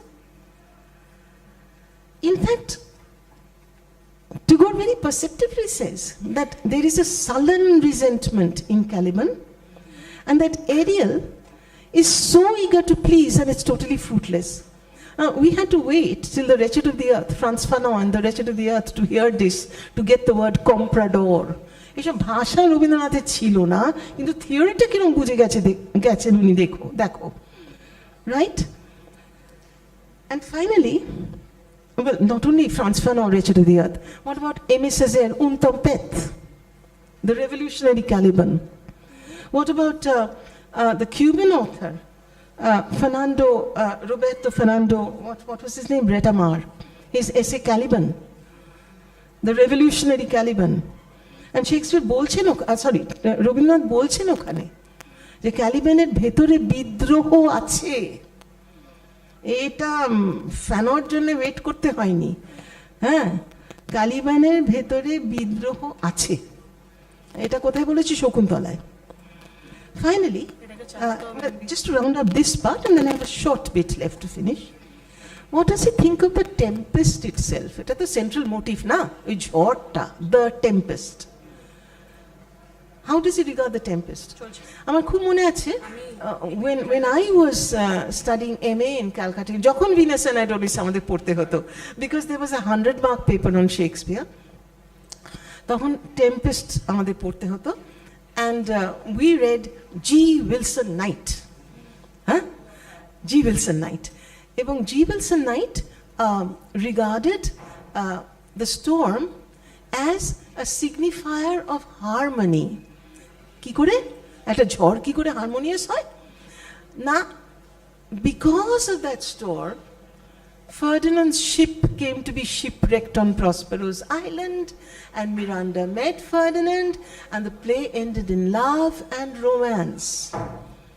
If you remember Edward Dowden, ওই সময়কারী ভদ্রলোক একটু উইলসন নাইটের আগে, he said that the play The Tempest and Cymbeline and Winter's-Tale and Pericles, these are all romances. Whereas what is Rabindranath seeing at the heart of The Tempest? Power politics. Right? Said. It is very easy to argue that knowledge about Shakespeare and Wordsworth is not political. When a Western text is read from another hemisphere, there's only one way to read it, which is political. Right? তো এই ঝড় সম্বন্ধে Shakespeare কি বলছেন? Wilson night তো বলেছেন ইট ওয়াজ harmony. আমার ক্লাসেও এটা আমাকে পড়ানো হয়েছিল, তখন আমি না ওই কথাটা বিশ্বাস করেছিলাম, কারণ ওই সময় আমি রবীন্দ্রনাথ সব পড়িনি। হ্যাঁ, this is what he Sage, and I am গেল কোথায় সেই চশমাটা, এই যে, and I am translating. The tempest is present not only in the title of the play, but at the heart of the play. It is a play about conflict. Conflict between man and nature. Conflict between man and man. ওই যে প্রসপেরোর ভাই ওকে তাড়িয়ে দিল রাজত্বের জন্য। Conflict between man and man. And at the bottom of all this is the lust for power. I mean, this reminds me, Rabindranath may not have read it, but this is one thing I enjoyed reading much later in life when I was teaching. There was this 16th century German, he was both an alchemist and a professor of medicine in Marburg University in Germany. এটাও হতো যে ডাক্তারবাবু alchemist হয়েছেন, মানে he had both this. His name was Oswald Crolius. And he wrote this huge tome in which he tried to show, for what it is worth to us today, the correspondence between natural forces and human emotions. Etar correspondence hoche eta. And his corresponding or analogy for storm in the human emotions was apoplexy. Apoplexy মানে এত রাগ হয়ে যাওয়া যে তুমি প্রায় ফেন্ট করে গেলে, প্রচন্ড রাগ, মানে প্রচন্ড প্রতাপ, আমার মুখের উপর কথা বলছে কেন, বা আমার সঙ্গে এরকম ব্যবহার হলো কেন, প্রচন্ড প্রতাপ। Now, I don't know whether Tagore had at all read Crolius. This is my last bit. But he definitely finds the storm, the tempest, as a sign of apoplexy. সকলের ওপর সকলের রাগ, সকলের ওপর সকলের রাগ। শেষকালটা ঠিক আছে, এটা বিয়ে হয়ে গেল, খুব সুন্দর। But the whole play is about rag. না, এইভাবে টেম্পেস্ট কিন্তু আমি ভাবতে শিখিনি। পরবর্তীকালে when Bill Ashcroft, Gareth Griffith, Helen Tiffin, our good friend Bill, he published The Empire Writes Back in 1989. Then we learnt about this, radical counter-discursive reading of Western texts. And then, of course, Ania Lumbar naam to koreichi, post-colonial Shakespeare's. Are baba post-colonial o hoye geche, reader response o hoye geche, critique of the West o hoye geche. And not just ninde kora in a ninde kora way. Do you see how logical and philosophical, step-by-step argument? Amra ei bhabi, onara onno rokom bhaben. ওনারা কেন অন্যরকম ভাবেন, এবং ওনাদের এই ভাবনা চিন্তার জন্যেই there is this imperialist capitalist exploitation. That Tagore knew very well about capitalist and imperialist exploitation can be seen in his text Purbo Poshchime Shobhota, where there is a huge long, it's a footnote, but a quotation in the original English, from Mark Twain. Now, Mark Twain at that time was a journalist to earn his living, and he was touring. As you know, the Americans hated the British. ওদের আমেরিকানদের উপর রাজত্ব করেছিল তো ভীষণ এক্সপ্লয়টেটিভ ভাবে। আরে সাহেব বলেই বোধহয় সম্ভব, দে থ্রু দেম আউট ইন 1776 আর আমাদের 1947 অব্দি ওয়েট করতে হলো। আমাদের বোধহয় অত এলএম ছিল না, হ্যাঁ, তো ওদের তো তাড়িয়ে দিয়েছে। ইনফ্যাক্ট একটা ভীষণ মজার গল্প আছে। The fellow hmm George Washington defeated to throw the British out of America was a chap called Arthur Wellesley. হ্যাঁ, বড় লোকের ছেলে, যুদ্ধ করতে এসে মানে টোটাল হেরে গেল। এবারে what to do with Arthur Wellesley? ও তো একটা লর্ডের ছেলে রে বাবা, আর পুরো একটা কলোনি চলে গেল because of his stupidity. So he had to be sent far away from England, নাহলে কেউ মেরেই দিত রাগের চোটে। So where was he sent? খুব দূরে, ইন্ডিয়া। হ্যাঁ, as Governor General। এবার চিনতে পারছো Duke of Wellington Arthur Wellesley, governor general, Wellington street, Wellington square, ঠিক আছে? তো এইবারে কি হলো, আমেরিকারা তো ইন্ডিপেন্ডেন্ট হয়ে গেল, and they started trading. And তোমরা জানো কিনা জানি না, there is a university called Brown University which should give free tuition to everybody from Kolkata, in those days Calcutta. একটা লোক ছিল যার নাম ছিল জোজায়া ব্রাউন, আর এই Josiah Brown he was trading Calcutta goods, এই সিল্ক, মাসলিন, স্পাইসেস। ওই Arthur Wellesley, Duke of Wellington, ও আমেরিকা হেরে এসে Calcutta, which was the capital, সেখানেও গভর্নর জেনারেল হয়ে বসেছে, ফার অ্যাওয়ে ফ্রম ইংল্যান্ড। আর এই জোজায়া ব্রাউনটা করেছে কি, অ্যান আমেরিকান ট্রেডার এসে ওকে কুর্নিশ করে বলেছে, আমি কি এখানে ব্যবসা করতে পারি? বলে, দূর হ, তুই আমেরিকা থেকে এসছিস, বলে তাড়িয়ে দিয়েছে। তখন বেঙ্গলি বিজনেসম্যান বিজ্ঞান ট্রেডিং উইথ জোজায়া ব্রাউন। জোজায়া ব্রাউন প্রচুর টাকা করলো, আর সবচেয়ে বেশি টাকা করলো কিভাবে, ও কলকাতা থেকে জাহাজে করে একটা হাতি বস্টনে নিয়ে গেল, একটা পুরো আস্ত হাতি। তারপরে করলো কি, হাতিটাকে চারপাশে একটা ঘেরাও দিল, একটা বড় নোটিশ ছিল যে এর সামনের দিকেও যাবে না, পেছন দিকেও যাবে না, because it both kicks with all its legs. আর টাকা তুলে হাতি দেখাতো। And do you know what he created? টাকা তুলে হাতি দেখিয়ে Brown University. So we have a claim on it. We do. In fact, Elihu Yale, যে ইয়েল ইউনিভার্সিটি করেছে, ও ম্যাড্রাসের সঙ্গে ওই লবঙ্গ টবঙ্গ ট্রেড করে টাকা বানিয়ে ইয়েল ইউনিভার্সিটি করেছে। তা আমাদের সকলকারই ওখানে ফ্রি এন্ট্রি হওয়া উচিত। আমার তো ওখানে নীলাদ্রি, আমার সুবীরের তো ওখানে ফ্রি প্রফেসরই হয়ে যাওয়া উচিত এখন। হ্যাঁ, বাট এনিওয়ে, এই মার্ক টুয়েনটা he totally hated the British, কারণ আমেরিকান। and he came একটা journal, ওটা ছিল North American Review. it sent him as a reporter to British colonies to report on British excesses. And he came to India, and he wrote this piece which came out in February 1901 called to the person who lives in darkness. And এটা উল্টো আর কি, মানে ব্রিটিশগুলো ডার্কনেসে থাকে। And Tagore has a very long quotation from that. So he was very aware of capitalist exploitation, right? Now,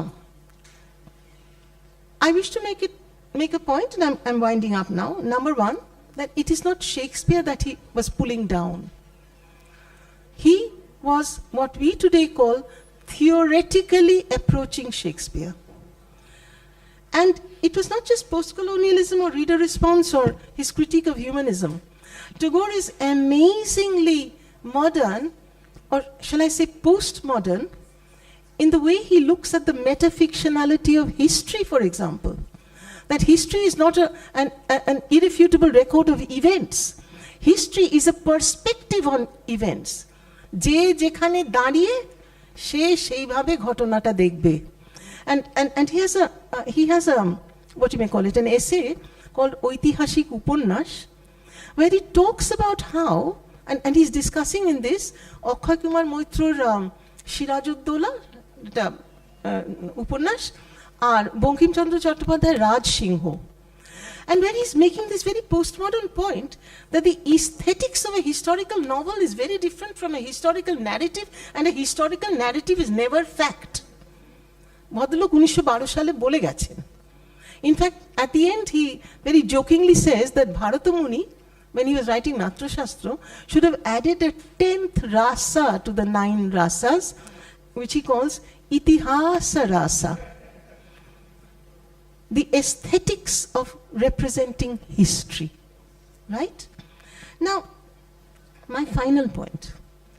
It is very sad that many people in India and everybody abroad, and I'm talking about the scholarly population, not about businessmen or anything like that, they do not know that Tagore was such an immensely prescient critic who had anticipated so much current theory because he wrote in Bangla. For example, do we know that contemporaneously with Tagore, that is in the year 1900, a man called Jose Enrique Rodó, living in Uruguay, wrote in Spanish an immensely insightful political interpretation of The Tempest titled Ariel. আমরা এগুলো জানি না because এগুলো ছোট ছোট দেশের কম প্রচলিত ভাষায় লেখা.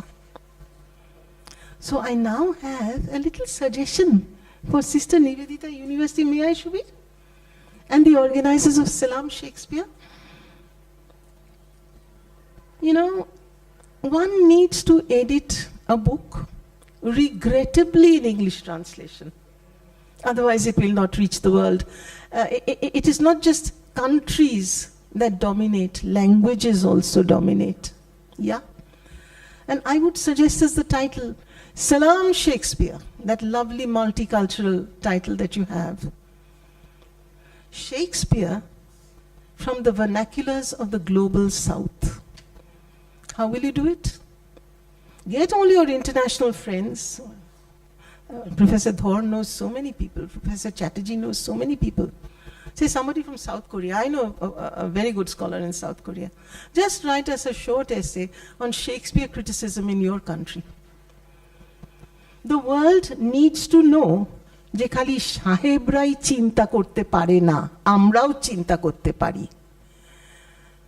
এইটে শেক্সপিয়ারের মাধ্যমে জানানো যায়। And so today, deliberately, I brought to your notice Tagore's extremely modern theoretical reception of Shakespeare. Thank you very much.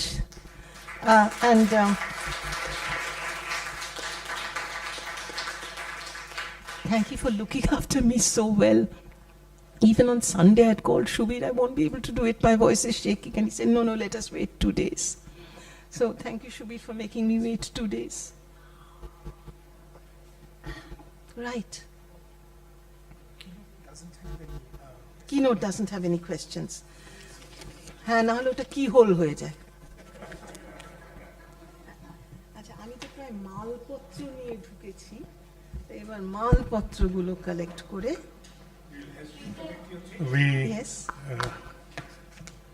At Desnu, we thank Professor Dr. Krishna Sen for the wonderful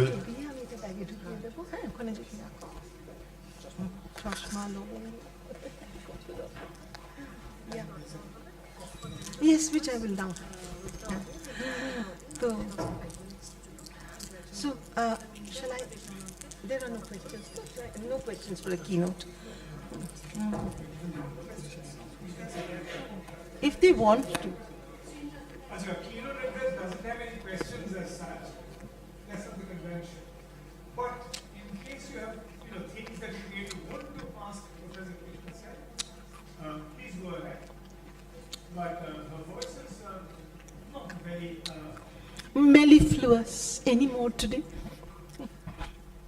আসলে আমি খালি একটু encourage করতে চাইছিলাম যে তোমরা রবীন্দ্রনাথের এইসব এসেগুলো পড়ো এবং কি অ্যামেজিংলি মডার্ন এটা পৃথিবীকে জানাও, এটাই আমার উদ্দেশ্য ছিল আর কি।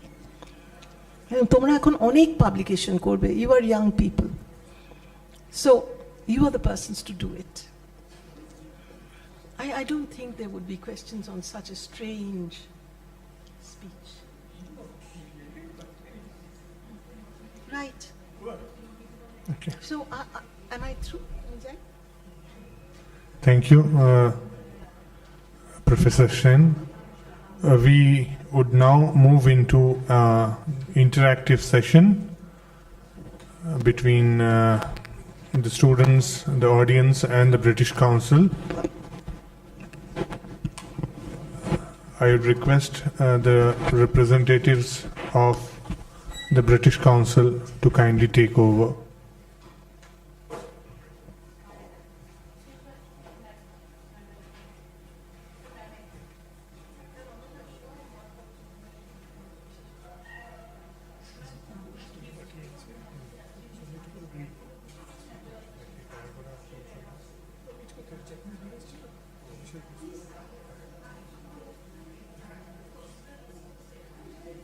Hi everyone. Yeah, thanks. Good afternoon, and I am Ivana from British Council. As you can see, there are my colleagues sitting over there, and we have set up a table. So what are we doing here? You might be wondering. We are here to tell you about our memberships.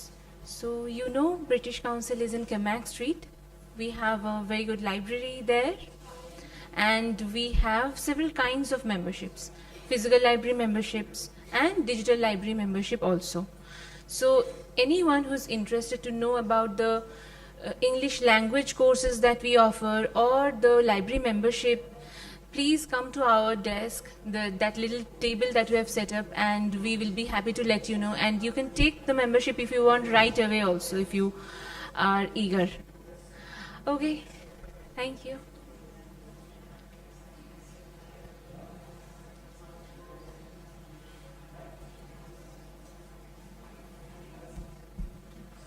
I will now call upon the convener, the co-convener of the conference, Professor Shudesha Das, to announce the details of the technical sessions that will follow shortly.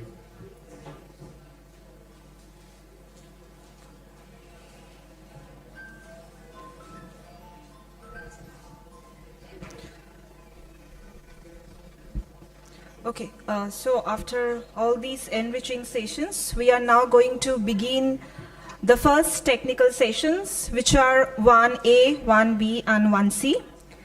There will be 3 parallel sessions. Before I call out the names of the presenters and the concerned members, just there are a few announcements. Number 1 is the chairs are requested to select the best paper presenter of the respective sessions and submit the name of the presenter and the title of the paper after the session. The best presenters will be awarded in the valedictory sessions, and the certificates only for the best presenters that will be given online. Since we are running late, so there will be technical sessions 1A, 1B, and 1C in the respective venues. Simultaneously, the presenters and the other concerned members of technical sessions 2A, 2B, and 2C are requested to complete their lunch before their sessions.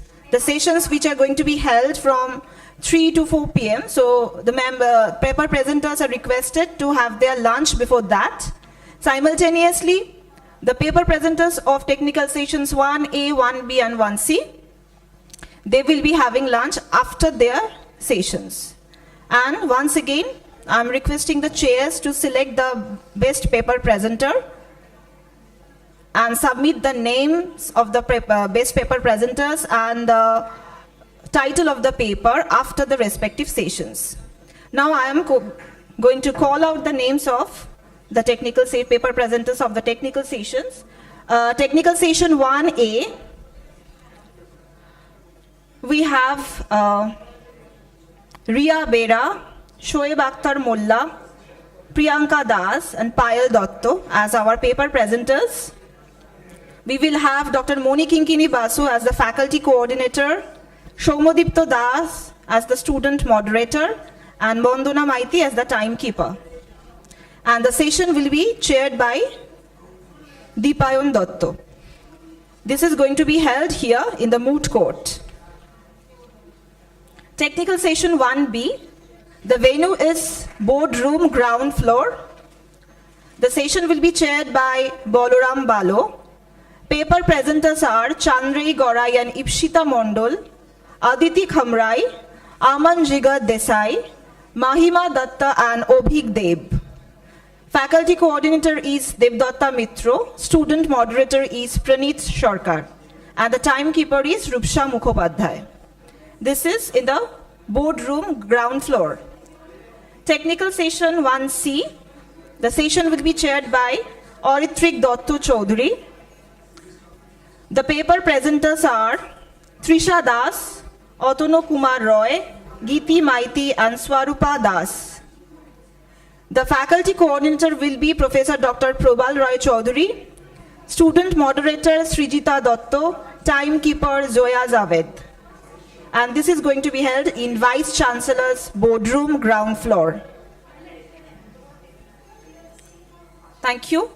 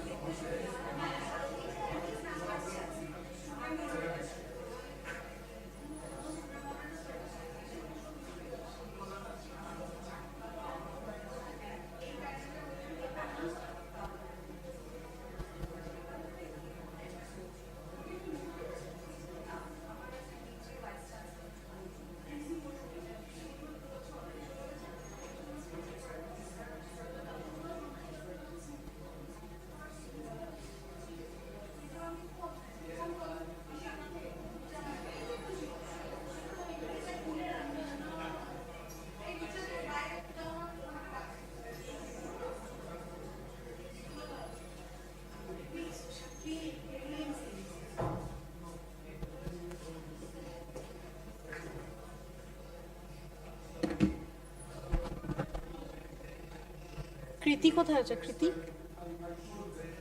কৃতি, কৃতি, look for কৃতি.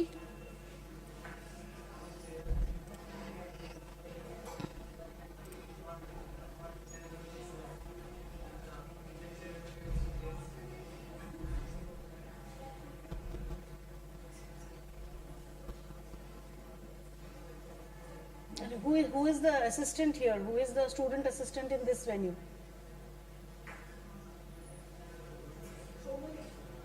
Where is Shomodipto? Come here.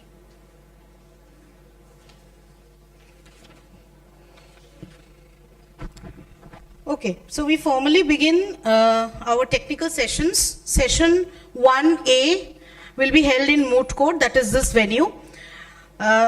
I would invite the chair, the session chair, Deepayan Dotto, who works as an assistant professor in the Department of English, THK Jain College, Kolkata.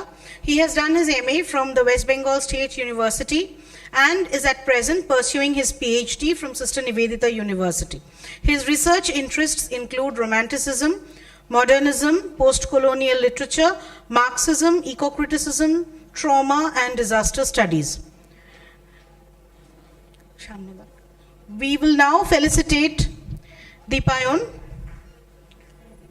Felicitation kit. Felicitation kit.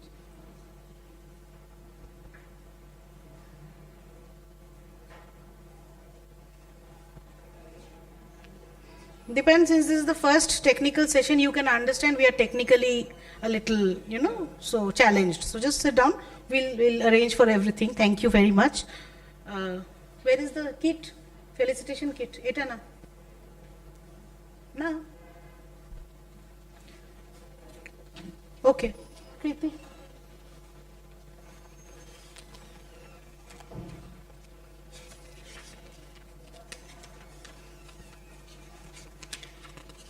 Technical session 1A will have papers from 4 paper presenters. We have Ria Bera, independent research scholar.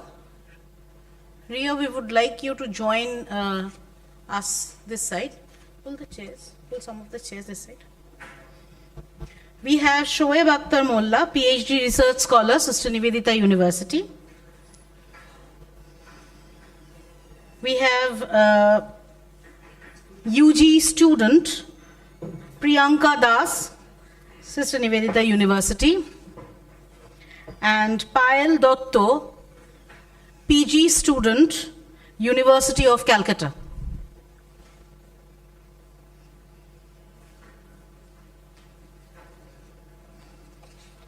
Okay. So, just a quick reminder to the chair, we have a best presentation award for all sessions. Okay, so all technical sessions will have a best presentation award. For your presentation, for your paper presentation, time for each presenter will be 10 minutes. Okay, and at the end you can take question answers. That will be very helpful for us. Yes, so the timekeeper of this session is Vandana Maiti. So Vandana Maiti is keeping time. Okay, and you have a session model. Why are you standing? You please take seats. Okay, so we begin our first technical session. Vandana, pull a chair and you can. So Vandana will be giving a heads up to the speakers. And who else is there with you? Coordinator? Okay, so you are going to operate the PPT for them. Okay? Right.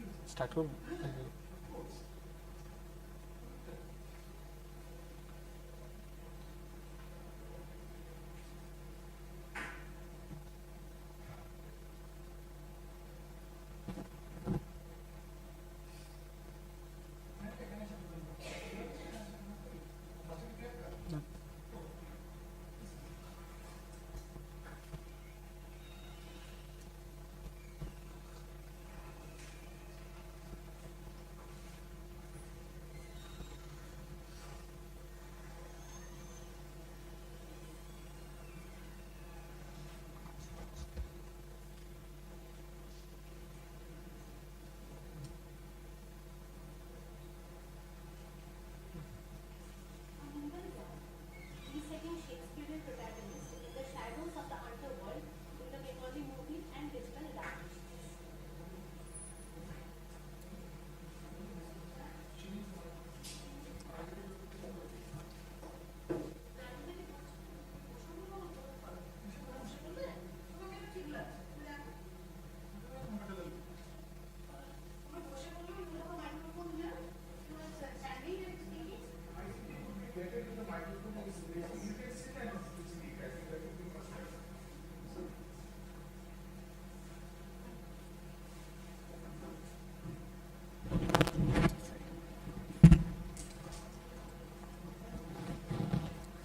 A mingled yarn, resetting Shakespearean protagonist in the shadows of the underworld in the Bengali movie and digital adaptations.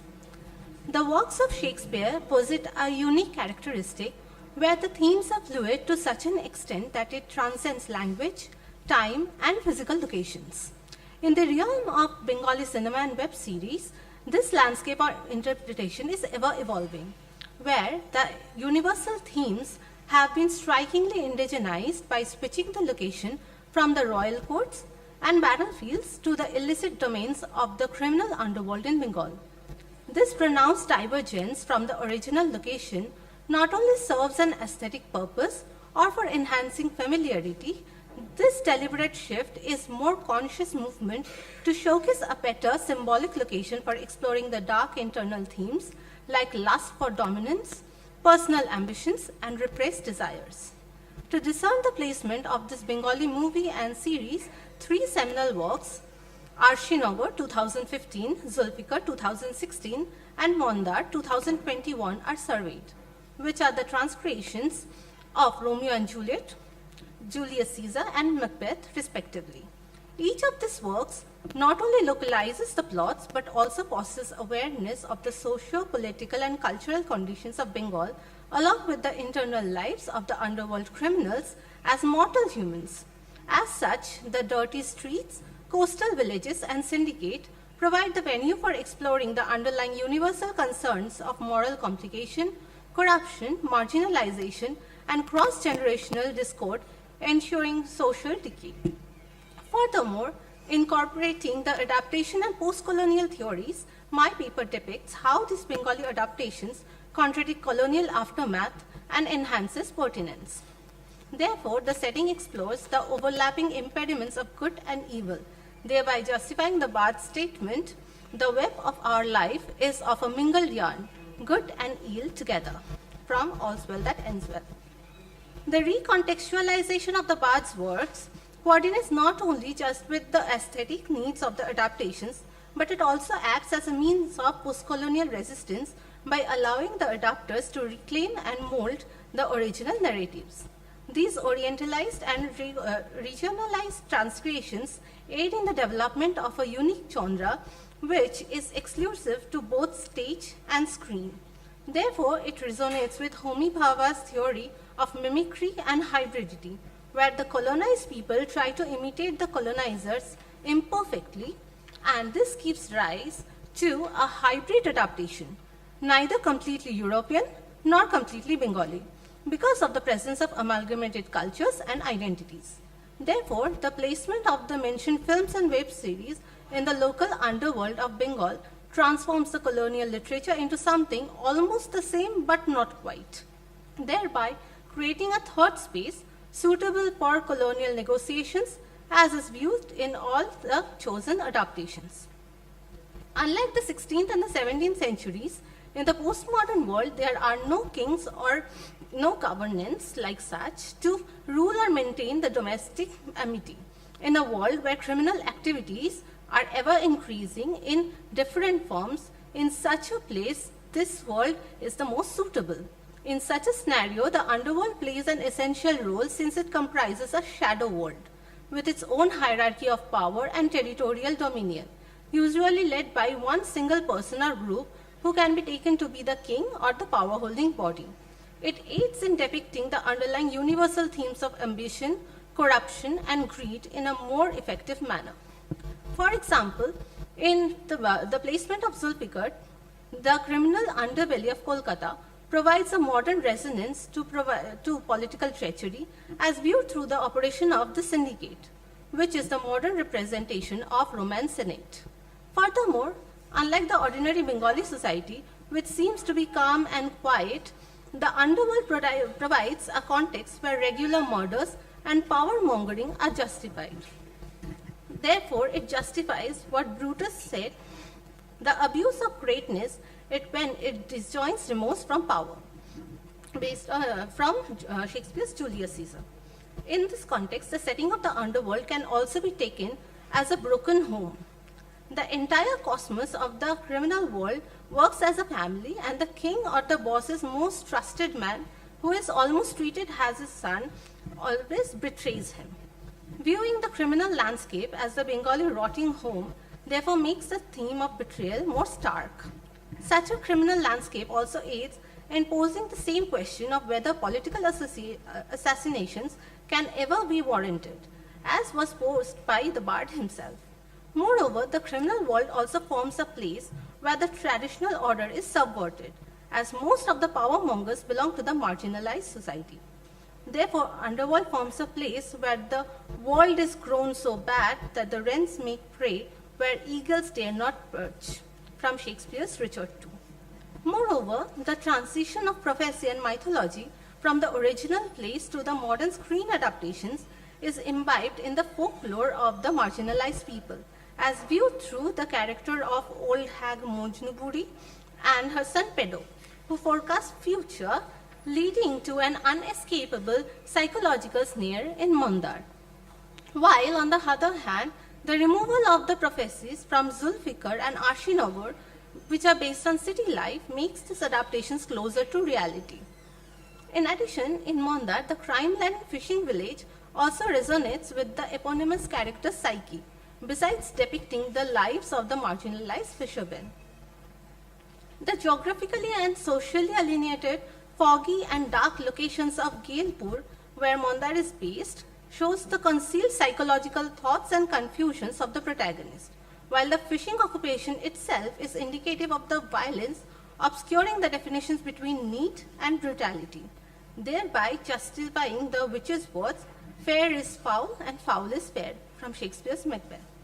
Furthermore, the crime around the village is suggestive of the capacity of violence Mandar himself possesses.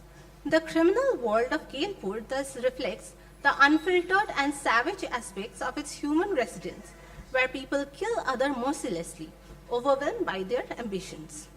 On the other hand, for Upanishad's Arshinagar, the location of the criminal world is the most apt, since the overall plot deals with visual violence. The cross-generational feud between the Montaignes and the Capulets finds a better depiction when it is presented in the backdrop of territorial conflict and gang discord. Moreover, such locations, which is forever present aggression, provides an impactful effect on the tragedy of the star-crossed lovers on the modern audience.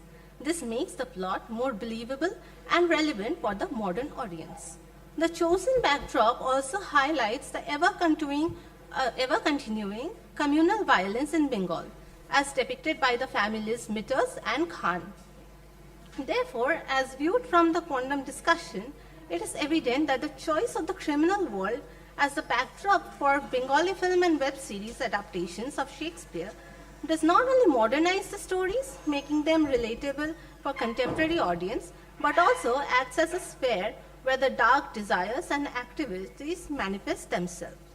Furthermore, looking through the lens of post-colonial theory, the crime-laden world of Bengali adaptations of the Bard, this forms a means of resistance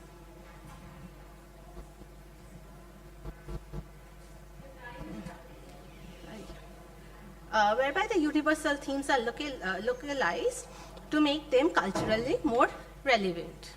In this way, Shakespearean adaptations are localized in the settings of criminal underbelly, and it highlights the socio-economic political conditions of Bengal. Thank you.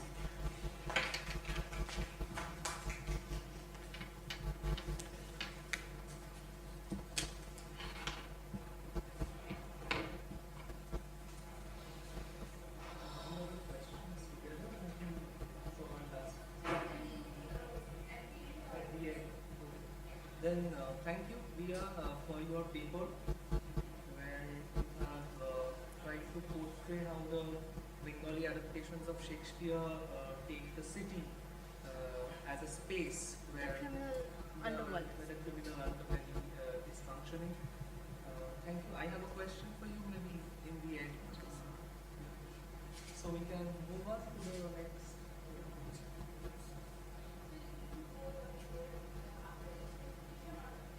It's up to you for moderating. You suggest.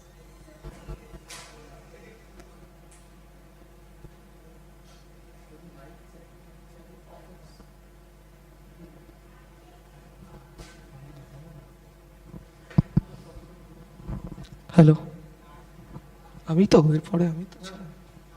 So, good afternoon, everyone. I'm Shoaib Akhtar Mullah, research scholar, PhD research scholar in the Department of English, Sister Nivedita University. I would like to, acknowledge the esteemed presence of our professors, Moniking Kinibasu Chule Gachen, our Madam HOD, Dipayanda, RG, and Madam. So, I offer my heartfelt respect to the distinguished guest and esteemed audience, my students including, before me. I'm very excited to share a presentation that connects literature with the lived experience, bringing Shakespeare's dialogues with contemporary figures whose life reflects similar pattern of racial othering and systematic rejections. Its title is From Mode to Modernity, Blackness, Othering and 21st Century's Relevance of Othello. Yeah, change color. Yeah, actually what I have written in my paper, I have just given a synopsis of this, what this paper argues. Actually, rather than analyzing Othello in isolations, I will just place in conversations with the real contemporary figure, those who are not, very literary characters, but they are very real people whose life echoes the Othello's experience of being celebrated, scrutinized, and ultimately rejected for their because of their race. Yeah, the most of the scholarship do not, focus this contemporary situation. I have, when I was during my literature review, I have taken a gap that is, they basically focus as a character his blackness and internal struggle or the othering status within a wide Venetian world. Let's move to the next slide. Yeah. So methodology I have just used is this qualitative and interdisciplinary. I primarily have just taken Othello as a text and, do overview contemporary racial theory, critical race studies, and concept of BLM. So as I just see, there is, a picture which is, Colin Kaepernick took a stand against the police brutality. In 2016, Colin Kaepernick took a stand against the police brutality by refusing to stand, for the national anthem, even though he was a very top athlete. He was criticized and is excluded for speaking out. Both Othello and Kaepernick show how people are excluded when they are seen as different. And similarly, Othello, who is a very successful general, but he is not fully accepted because of his race. In Act 1, Scene 1, no, please. Act back karo. In Act 1, Scene 1, Iago uses a word that an old black ram is tapping your white A to describe Othello. This shows that society reduces him, just to his skin color, ignoring his achievement. So there is, we can just find the conditional acceptance both in this case and Othello. In Scene 3, Act 3 and Scene 3, Othello says that for she had eyes and chose me. He just believes that love is based on who he is as a person. But in reality, society does not accept fully. His race always comes first, and Kaepernick also faces the same things.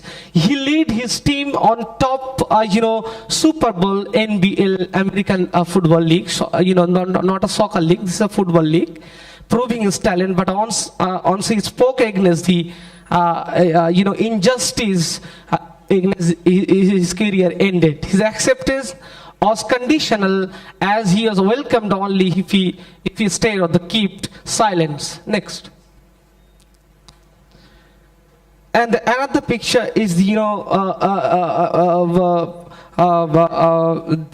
Trayvon Martin.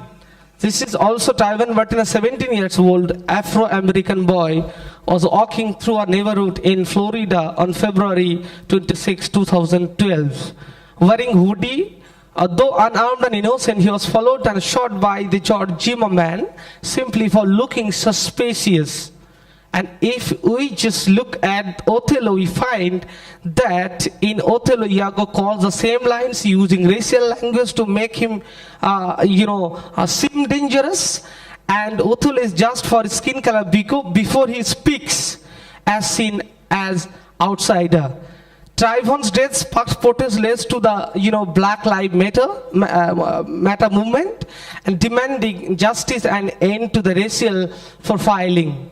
Both Othello and Trayvon were not judged by actions, but by appearance. The story shows how racial suspicion leads to the tragedy and how it must be challenged. Next. Well, here is George Floyd's very, we often see use online. This is a very common picture. Here is George Floyd, a black man in US, was killed on May 25th, 2020 on, street and Chicago Avenue in Minneapolis. He had recently, moved from their hostel to start a new life and live peacefully with his family, but in vain. A police officer knelt on his neck for over 9 minutes. Floyd's last word, "I cannot breathe." We see in "I cannot breathe" were not about the year, they were a plea for dignity, safety, and peace also. His death sparkled the global protest, helped to grow the Black Lives Matter movement also. Othello is respected soldier, on the other hand, but the people still see him as an outsider. Iago says, a constant line, turning Othello's love into something unnatural. Even with his success, Othello is never fully accepted. Both Othello and George Floyd show how society often refuses to black men live peacefully just because of their race and skin color. Both Othello and Floyd are broken, by racism. Othello emotionally, on the other hand, Floyd physically. One is suffocated by, hate coming from the society, and another is by a knee. So both racial prejudice destroys lives. Both men only wanted peace, but the society refused to let them have it. Next slides. This is my last slides. I have just, taken many of examples from this contemporary time to make it shorter. That I have put 4 instances here. So in Othello, in 2021, an interview by Opera, where Meghan Markle, the bracial one, the touches of Sussex revealed that there were concern about how dark Sean's skin might be when he was born. This was the questions from this interview, and Meghan Markle had faced these.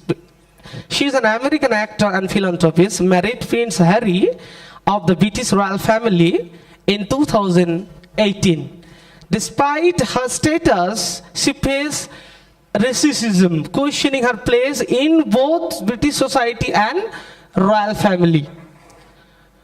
Royal family. Both Othello, if you just see, Meghan Markle are powerful figures, but they were never, fully, simultaneously accepted by the dominant white culture.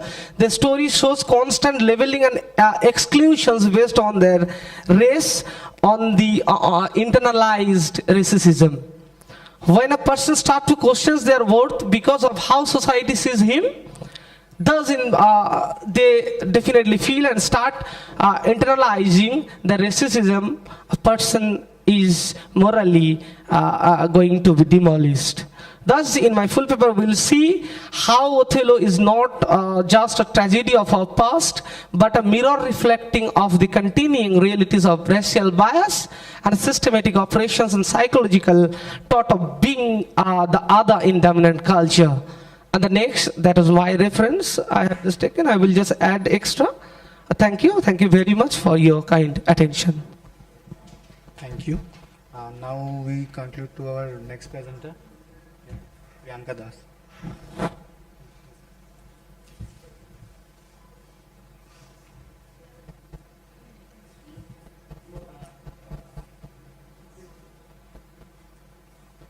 Hello. Good afternoon, everyone. My name is Priyanka Das and I'm from English Department, Sister Nivedita University. The title of my paper is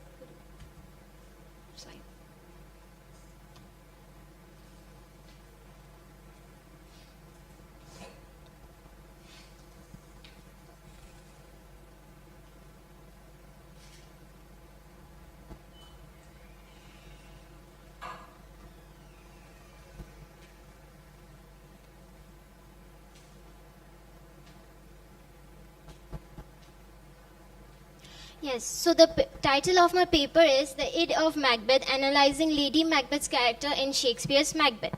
So previous studies have analyzed Lady Macbeth's character through mythological archetype criticism, feminism, new historian narratology, and Freudian psychoanalysis, and many more. However, through Freudian psychoanalysis, limited attention has been paid to Lady Macbeth's characterization, specifically as an embodiment of Lady Macbeth's id, the impulsive and dark side of the psyche, and the influence in the tragic downfall. So I will be doing a Freudian exploration of Lady Macbeth's character, aiming to complement and extend the insights from personality theory by delving into the subconscious realms that influence her actions and choices. The psychoanalytic study will further dissect the underlying motivations and desires that drives her behavior and unravel the layers of complexity within the psyche. As Lady Macbeth is directly associated with Macbeth himself, she can be recognized as an extension of Macbeth's character. Also, Lady Macbeth is never referred to by her own title. Rather, her Macbeth's wife had the title of Lady Macbeth. That means that she did not possess an independent title. So, let's delve into the character of Lady Macbeth through the lens of Sigmund Freud's personality theory. Moreover, I will be focusing on certain scenes of the play that reflects her character as the living embodiment of the id. The psychoanalytic theory developed by Sigmund Freud comprises of the previous slide. Comprises of three components. That is the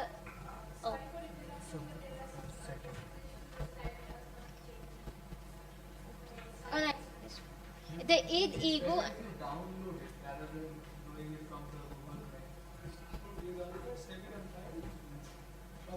It would take much time. I think it's So as you can see, the three components are the id, ego, and the superego.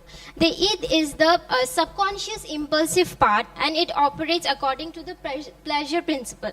However, the ego is the rational part of the psyche. It operates according to the reality principle, trying to satisfy the id's desires in socially acceptable and realistic ways. In contrast, the superego is the moral compass, internalized from parents and society. It represents the ideals, values, and concepts. Basically, as you can see, it's morality. These three components are in constant psychological conflict. A healthy psyche maintains a balance, but if one dominates, like the id in the case of Lady Macbeth, destructive consequences can follow. The most primitive part of the human mind, the id, is the source of our bodily needs, wants, desires, and impulses. Freud believed that the id acts according to the pleasure principle, that is, the psychic force that motivates the tendency to seek immediate gratification of the impulse. The id, according to Freud, is the most selfish part of our mind. It is only concerned with the immediate satisfaction of whatever want or need the body is experiencing at the moment. Freud also posits that that it knows no judgments of values, no good and evil, no morality, only the fulfillment of immediate desires. It is constantly hidden in the depths of the human psyche, secretly active until conditions are met, awakening it, breaking through the pre-consciousness and entering the consciousness. Next slide. Similarly, we can see the awakening of Lady Macbeth's id in Act 1, Scene 5 of the play, where Macbeth's letter acts as a trigger, awakening the Lady Macbeth's id. In this stage, Lady Macbeth's id rapidly expands and takes over a superego. We can see that the id gives rise to the dark, wicked, and murderous thoughts of committing regicide through the hands of Macbeth. Her desire for power dictates over her action to suppress his moral side, that is his superego, and pushes him towards action. The superego often is actually to control its impulses, especially those which society forbids such aggression. This awakening not only transforms Lady Macbeth's inner psyche, but also influences how she perceives and manipulates her husband, as seen is the assessment of Lady Macbeth's nature. Initially, Macbeth is not naturally inclined to commit such an evil deed. However, Lady Macbeth, as the id of Macbeth, provokes and challenges Macbeth's ego, using words like coward, intolerable for a man, and a soldier would scorn such language. Lady Macbeth lacks any internal conflicts or doubts like Macbeth. She is filled with terrifying self-confidence and self-assurance. Moreover, she does not consider the dangers or consequences of murder. In contrast, she fears Macbeth's nature, not because it is cruel, but on the contrary, because it is full of kindness, tender feelings, and compassion. Next slide. The shift in moral response is further intensified in Act 2, Scene 2 of the play, where Lady Macbeth posits, a little water clears out us of this deed. How easy is it then? After the murder of Duncan, Macbeth is horrified by what he has done, but Lady Macbeth, she shows no signs of remorse. In Lady Macbeth's case, the guilt is repressed, whereas in Macbeth's case, the guilt is consciously suppressed by Lady Macbeth. Here, suppression refers to a conscious and deliberate effort to avoid or forget uncomfortable thoughts, feelings, or memories, while depression is an unconscious psychological defense mechanism that blocks our unpleasant thoughts, feelings, and impulses from conscious awareness. Next slide. In Act 3, Scene 2, we can see that Macbeth begins acting on his own violent impulses, but here he no longer consults his wife for the actions, and he plans Banquo's murder. Lady Macbeth slowly starts losing control, and he tells her to be the innocent of the knowledge. Here, Macbeth internalizes the id, which was once an embodiment as Lady Macbeth. Her role fades as an instigator, and she becomes more of a spectator of Macbeth's atrocities. She becomes less involved, but her influence lingers, a proof that she was that internal drive. Next slide. There is a famous saying that by Sigmund Freud that unexpressed emotions never die. They will come forward later in more uglier ways. And this saying is evident in Act 5, Scene 1 of the play, where Lady Macbeth's unexpressed guilt surfaces and the ill completely collapses. Lady Macbeth's descent into madness highlights her complete breakdown of the id under the weight of repressed guilt. Her mental breakdown is the cost of suppressing morality. As Macbeth absorbs the id, she loses control and deteriorates. The pleasure derived from satisfying the id diminishes, while the influence of the super ego gradually strengthens. This increases her mental burden. One end being the heinous crimes committed to fulfill subconscious desires, another end covering up those crimes to maintain Macbeth's rule, and yet another end facing a renewed moral condemnation within her consciousness. Their tragic downfall shows the danger of letting the id dominate the side.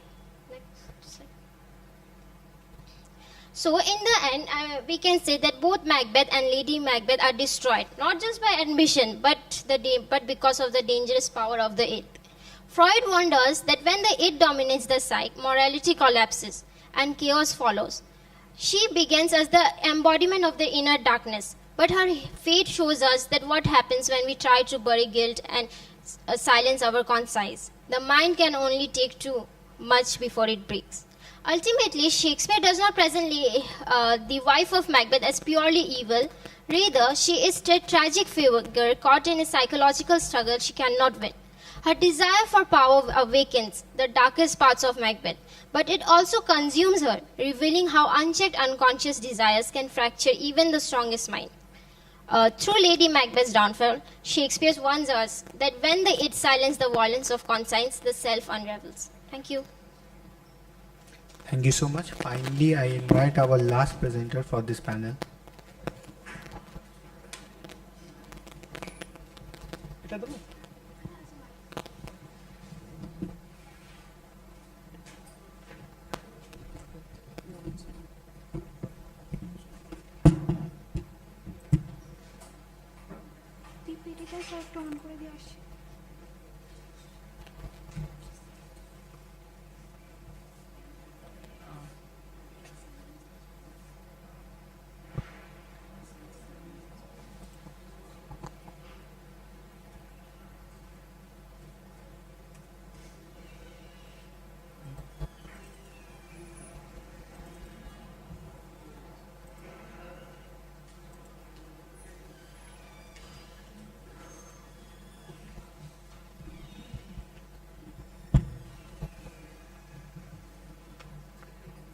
So, good afternoon everyone. This is Payal Datta. I am a postgraduate student of English literature from University of Calcutta, and this is going to be my second presentation at SNU University. The first presentation was of mine on detective fiction, which I have done during my honors years. And today I'm going to present my paper on, next slide please, my paper on the transcultural birth and performance legacies, reinterpreting Shakespearean adaptations and cultural conferences in digital and stage media. So in this paper, I am going to focus on few aspects like the performative legacies of Shakespeare's works through distinct adaptative works. Like Shakespeare's enduring legacy as a playwright stems from his work's remarkable adaptability across diverse cultural, linguistic, and performative contexts. His plays, characterized by universal themes, intricate character dynamics, serve as a fertile ground for intercultural reinterpretations that resonate with contemporary global audiences. So I would try to examine the two distinct adaptations. The first one is Akira Kurosawa's Throne of Blood, which is a cinematic reimagining of Shakespeare's Macbeth within the Japanese noir theatrical tradition. And the another one is Othoi, a Bengali stage adaptation of Othello that foregrounds racial and social stratification in modern South Asia. Hence, these adaptations, two adaptations spanning intertextual, interracial, as well as intercultural dimensions, illustrating how Shakespeare's texts are reimagined through stage and digital media, fostering a dynamic interplay of cultural perspectives and contributing to a globalized theatrical legacy. So my first focus would be on Othoi as a racial consciousness and South Asian socio-cultural discourses. The contemporary Bengali adaptation of Othoi reinterprets Othello within the socio-political and cultural landscape of modern South Asia, which I have just mentioned, which foregrounds the issues of racial and caste-based marginalization. So the play is directed by Arno Mukhopadhyay. This production reimagines Othello as Dr. Othoi Lodha, who is a Dalit doctor in the fictional town of Vinshura, whose professional success and interracial marriage provoke societal backlashes. Hence, Othoi engages with the colonial legacies and social stratifications that continue to shape South Asian identities, offering a poignant commentary on the othering of marginalized communities. So the adaptation's cross-cultural resonance lies in its intertextual dialogue with Othello's exploration of racial prejudice and identity. In Shakespeare's play, we have seen Othello's status as a Moor in Venetian society underscores his alienation. Similarly, in Othoi's Dalit identity positions him as an outsider within a hierarchical social order. So the production employs Bengali theatrical conventions such as heightened dialogue and folk-inspired music to amplify these tensions, while digital media, on the other end, through promotional trailers and social media campaigns, extends its reach to global audiences. For instance, in Othoi we have the character of Gogo, who provides the Iago analog. He manipulates communal prejudices, reflecting both the Venetian hypocrisy of Shakespeare's text and the caste-based discrimination prevalent in contemporary India. So this narrative highlights the universal relevance of Shakespeare's themes as Othoi adapts the source text to address the local socio-cultural realities. Hence, I would conclude with a tinge of intercultural elements that Othoi has represented to us by blending the Western and South Asian performative traditions. Through all of these strategies, Othoi successfully exemplifies how Shakespeare's works can be reimagined to address contemporary issues and reinforcing their enduring relevance. Please change.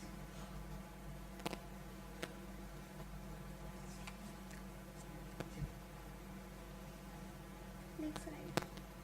Yes. So,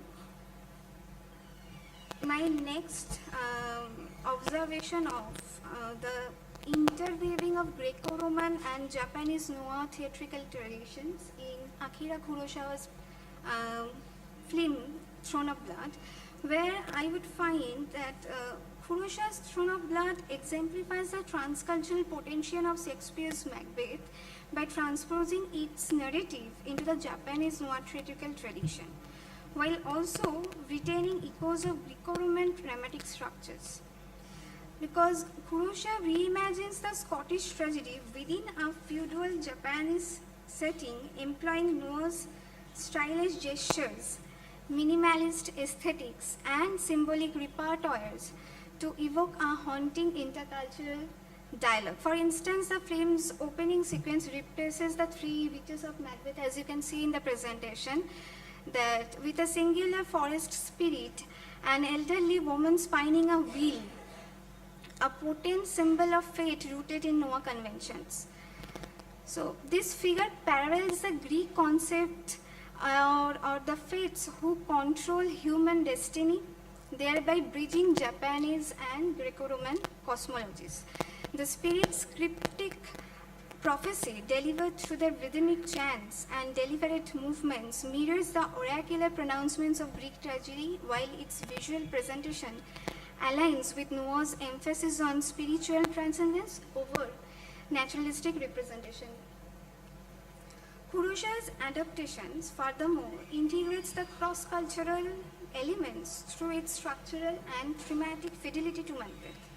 The film's protagonist navigates a trajectory of ambition and the tragic downfall that resonates with the hubris-driven narratives of Greek tragedy. Yet his portrayal is steeped in the stoic restraint characteristic of Noah protagonists. So the interplay of these traditions is evident in the film's climactic scene, where the protagonist's demise, pierced by arrows in a fog-laden fortress, combines the visceral intensity of Shakespearean tragedy with Noah's symbolic abstraction, evoking a universal meditation on faith and human agency. So by synthesizing these diverse performative traditions, Throne of Blood underscores Shakespeare's adaptability, creating a transcultural artifact that speaks to both Eastern and Western audiences. So in conclusion, I would like to highlight that both Otway and Throne of Blood exemplify the transcultural adaptability of Shakespeare's work, demonstrating how his plays serve as a canvas for diverse cultural expressions.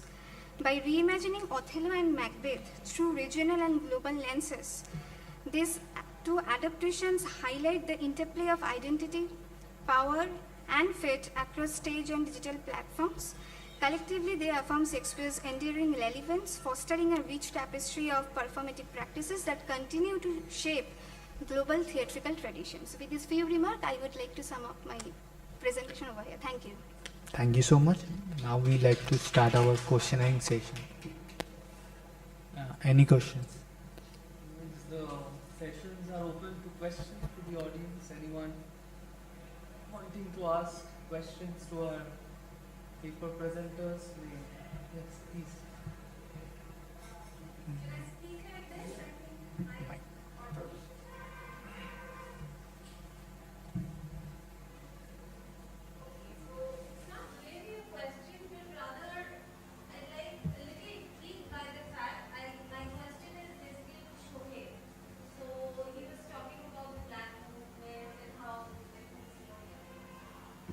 Okay, so basically he talked about how, the black movement and the otherness basically was the end kind of a line for you. So basically I just want your views on, you talked about one Super Bowl player, I'm forgetting his name, sorry about that. Yes, and then there was obviously Meghan Markle. So obviously speaking of these celebrities, they are celebrities, well-known figures, obviously helps to bring the narrative to the forefront and highlights it to an extent. But do you think it also complicates the issue to a certain extent? Because then, there's a lot of politics that comes into it. So what is your say on that? And I just want, you have a mic or you want mic?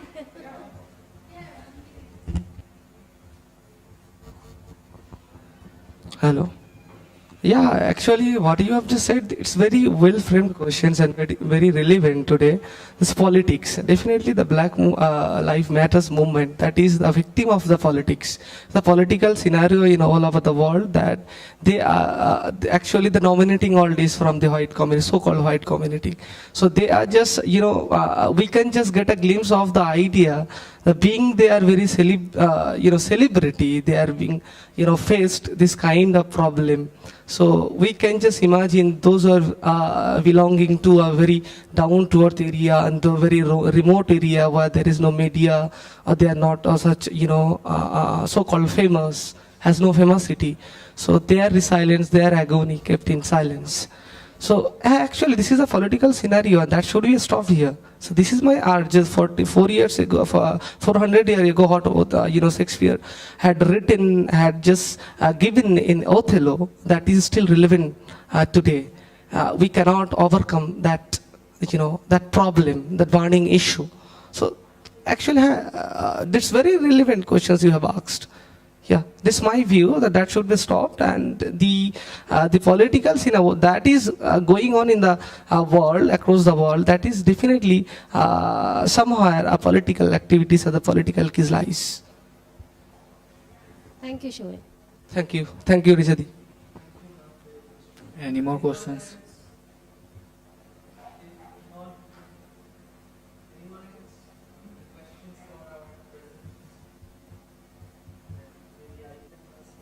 Yes, sir. Yes, sir. Then I'll ask from Priyanka maybe something. A simple one. Towards the end of your paper, you made a little claim that Lady Macbeth was not evil, but more like a tragic character. Just elaborate on that a little bit, because with a theoretical framework, I just want a little clarification on that aspect.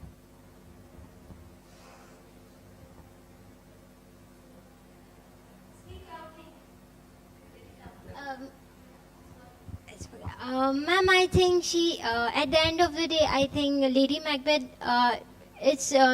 because it was the witches' prophecies who brought out the id in her. Maybe at the end of the day, she loved Macbeth and she wanted she wanted him at a superior level. She did not do that just because for her, as she want to become queen or something. But she has always mentioned that she wants him to become the king. So we can also say maybe it's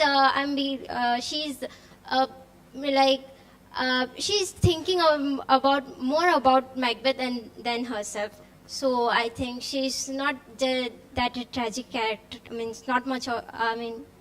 She that. Okay, so basically love is blind according to you, and everything gets justified in that. Okay.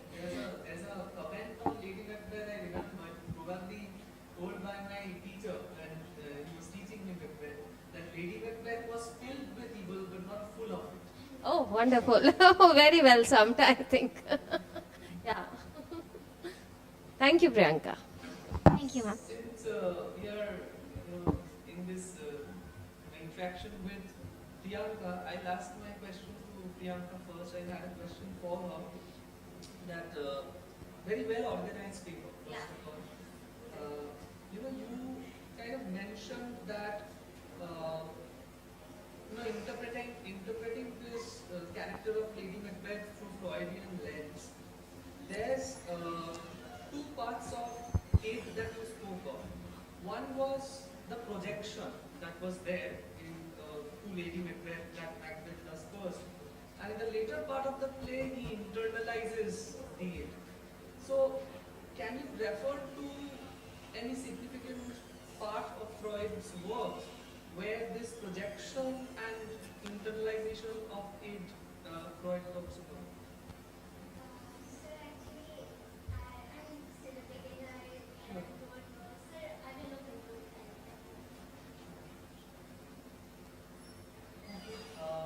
My another question was for Ria.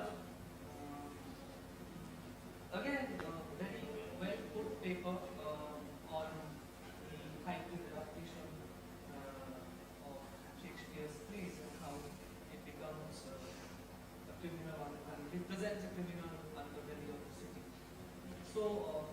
you talked about a term called hybrid adaptation. I just want you to elaborate on that a bit because I thought that any adaptation is already taking the story out of its original context into some other context which can be from any other culture.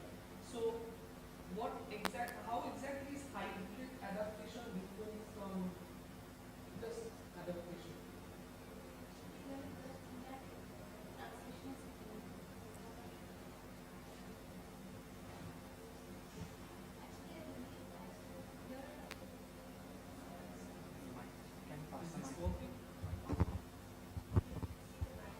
Hello.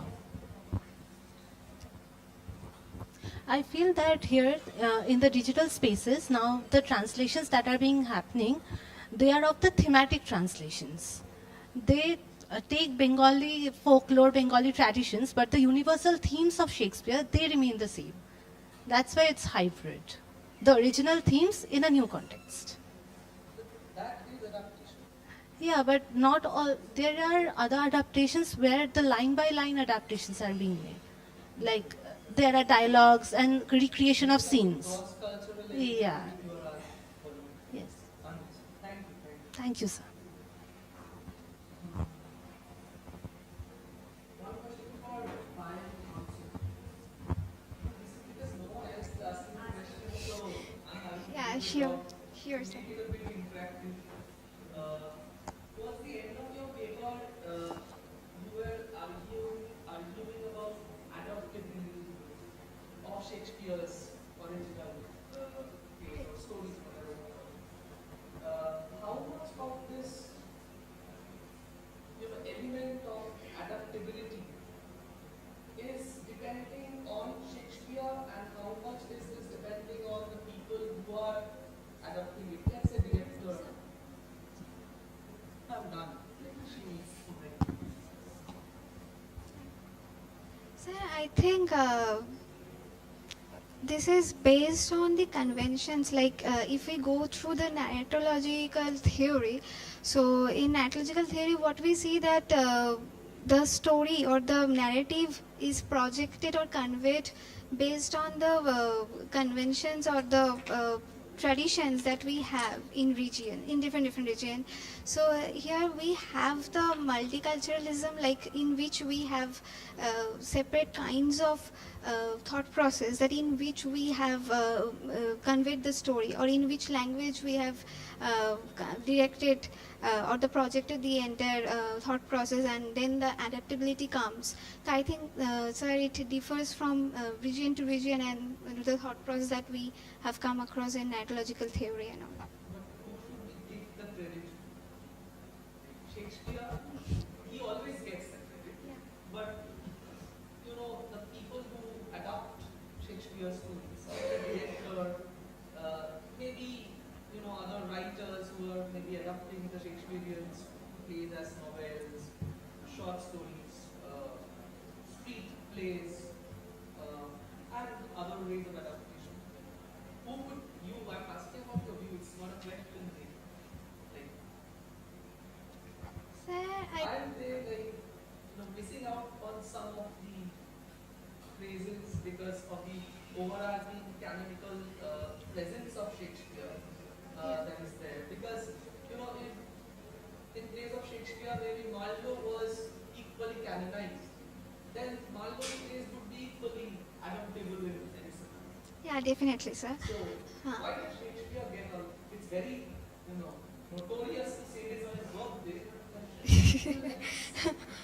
Yeah, but sir, we see if you go to someone and say Shakespeare, the person must have an idea of Shakespeare. But if I say someone who is not a student of literature, no knowledge about literature, so he's not going to recognize Marlowe. Who's that guy?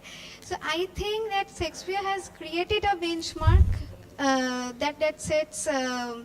It remains forever among the people and generation after generations. So I think this is why the demand of Shakespearean adaptation is really high in this. This is my observation, I guess. Thank you. Thank you, sir. Any more questions, sir?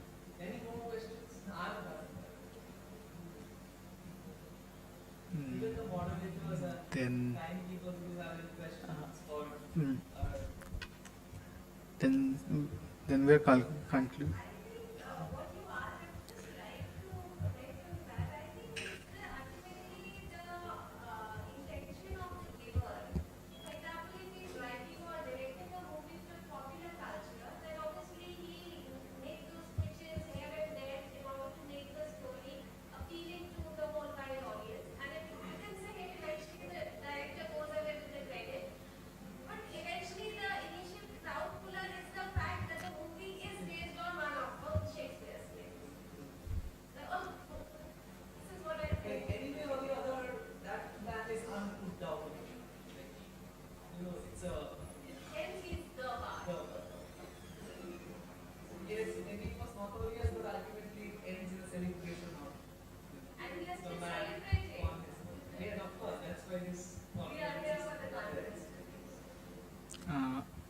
Then with that we are concluding this panel.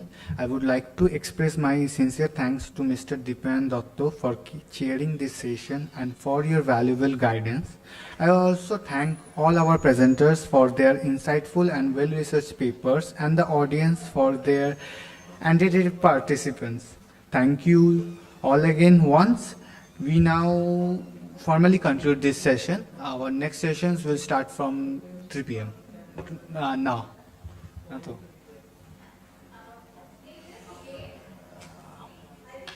After an hour, our next sessions will start.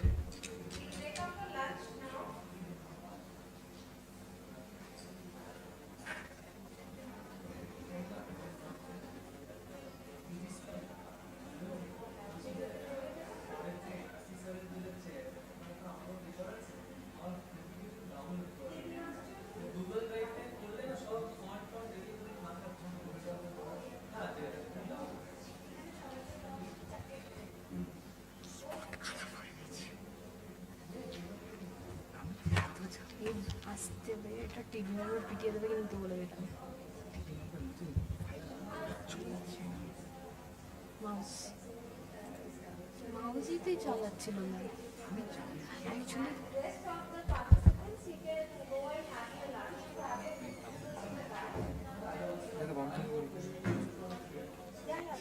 Just coming, so because you have to have your lunch as well.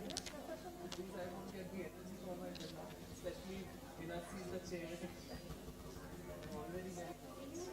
Presentation here only, I think, because he's coming with NRC. Oh, okay. You have your presentation here itself, so you can wait, you can have your lunch, and you can start lunch. Yes,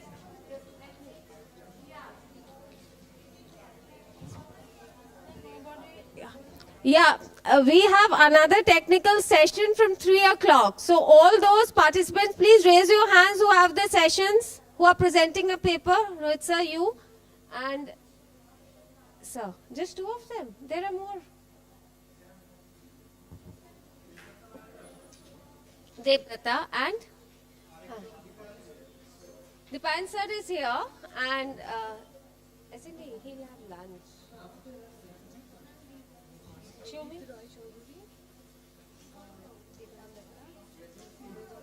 Roy Chaudhary क्या आचे? First का क्या चीज़? हाँ. And fourth, हाँ. And then three. Okay, they are just three. They are just three here. है ना?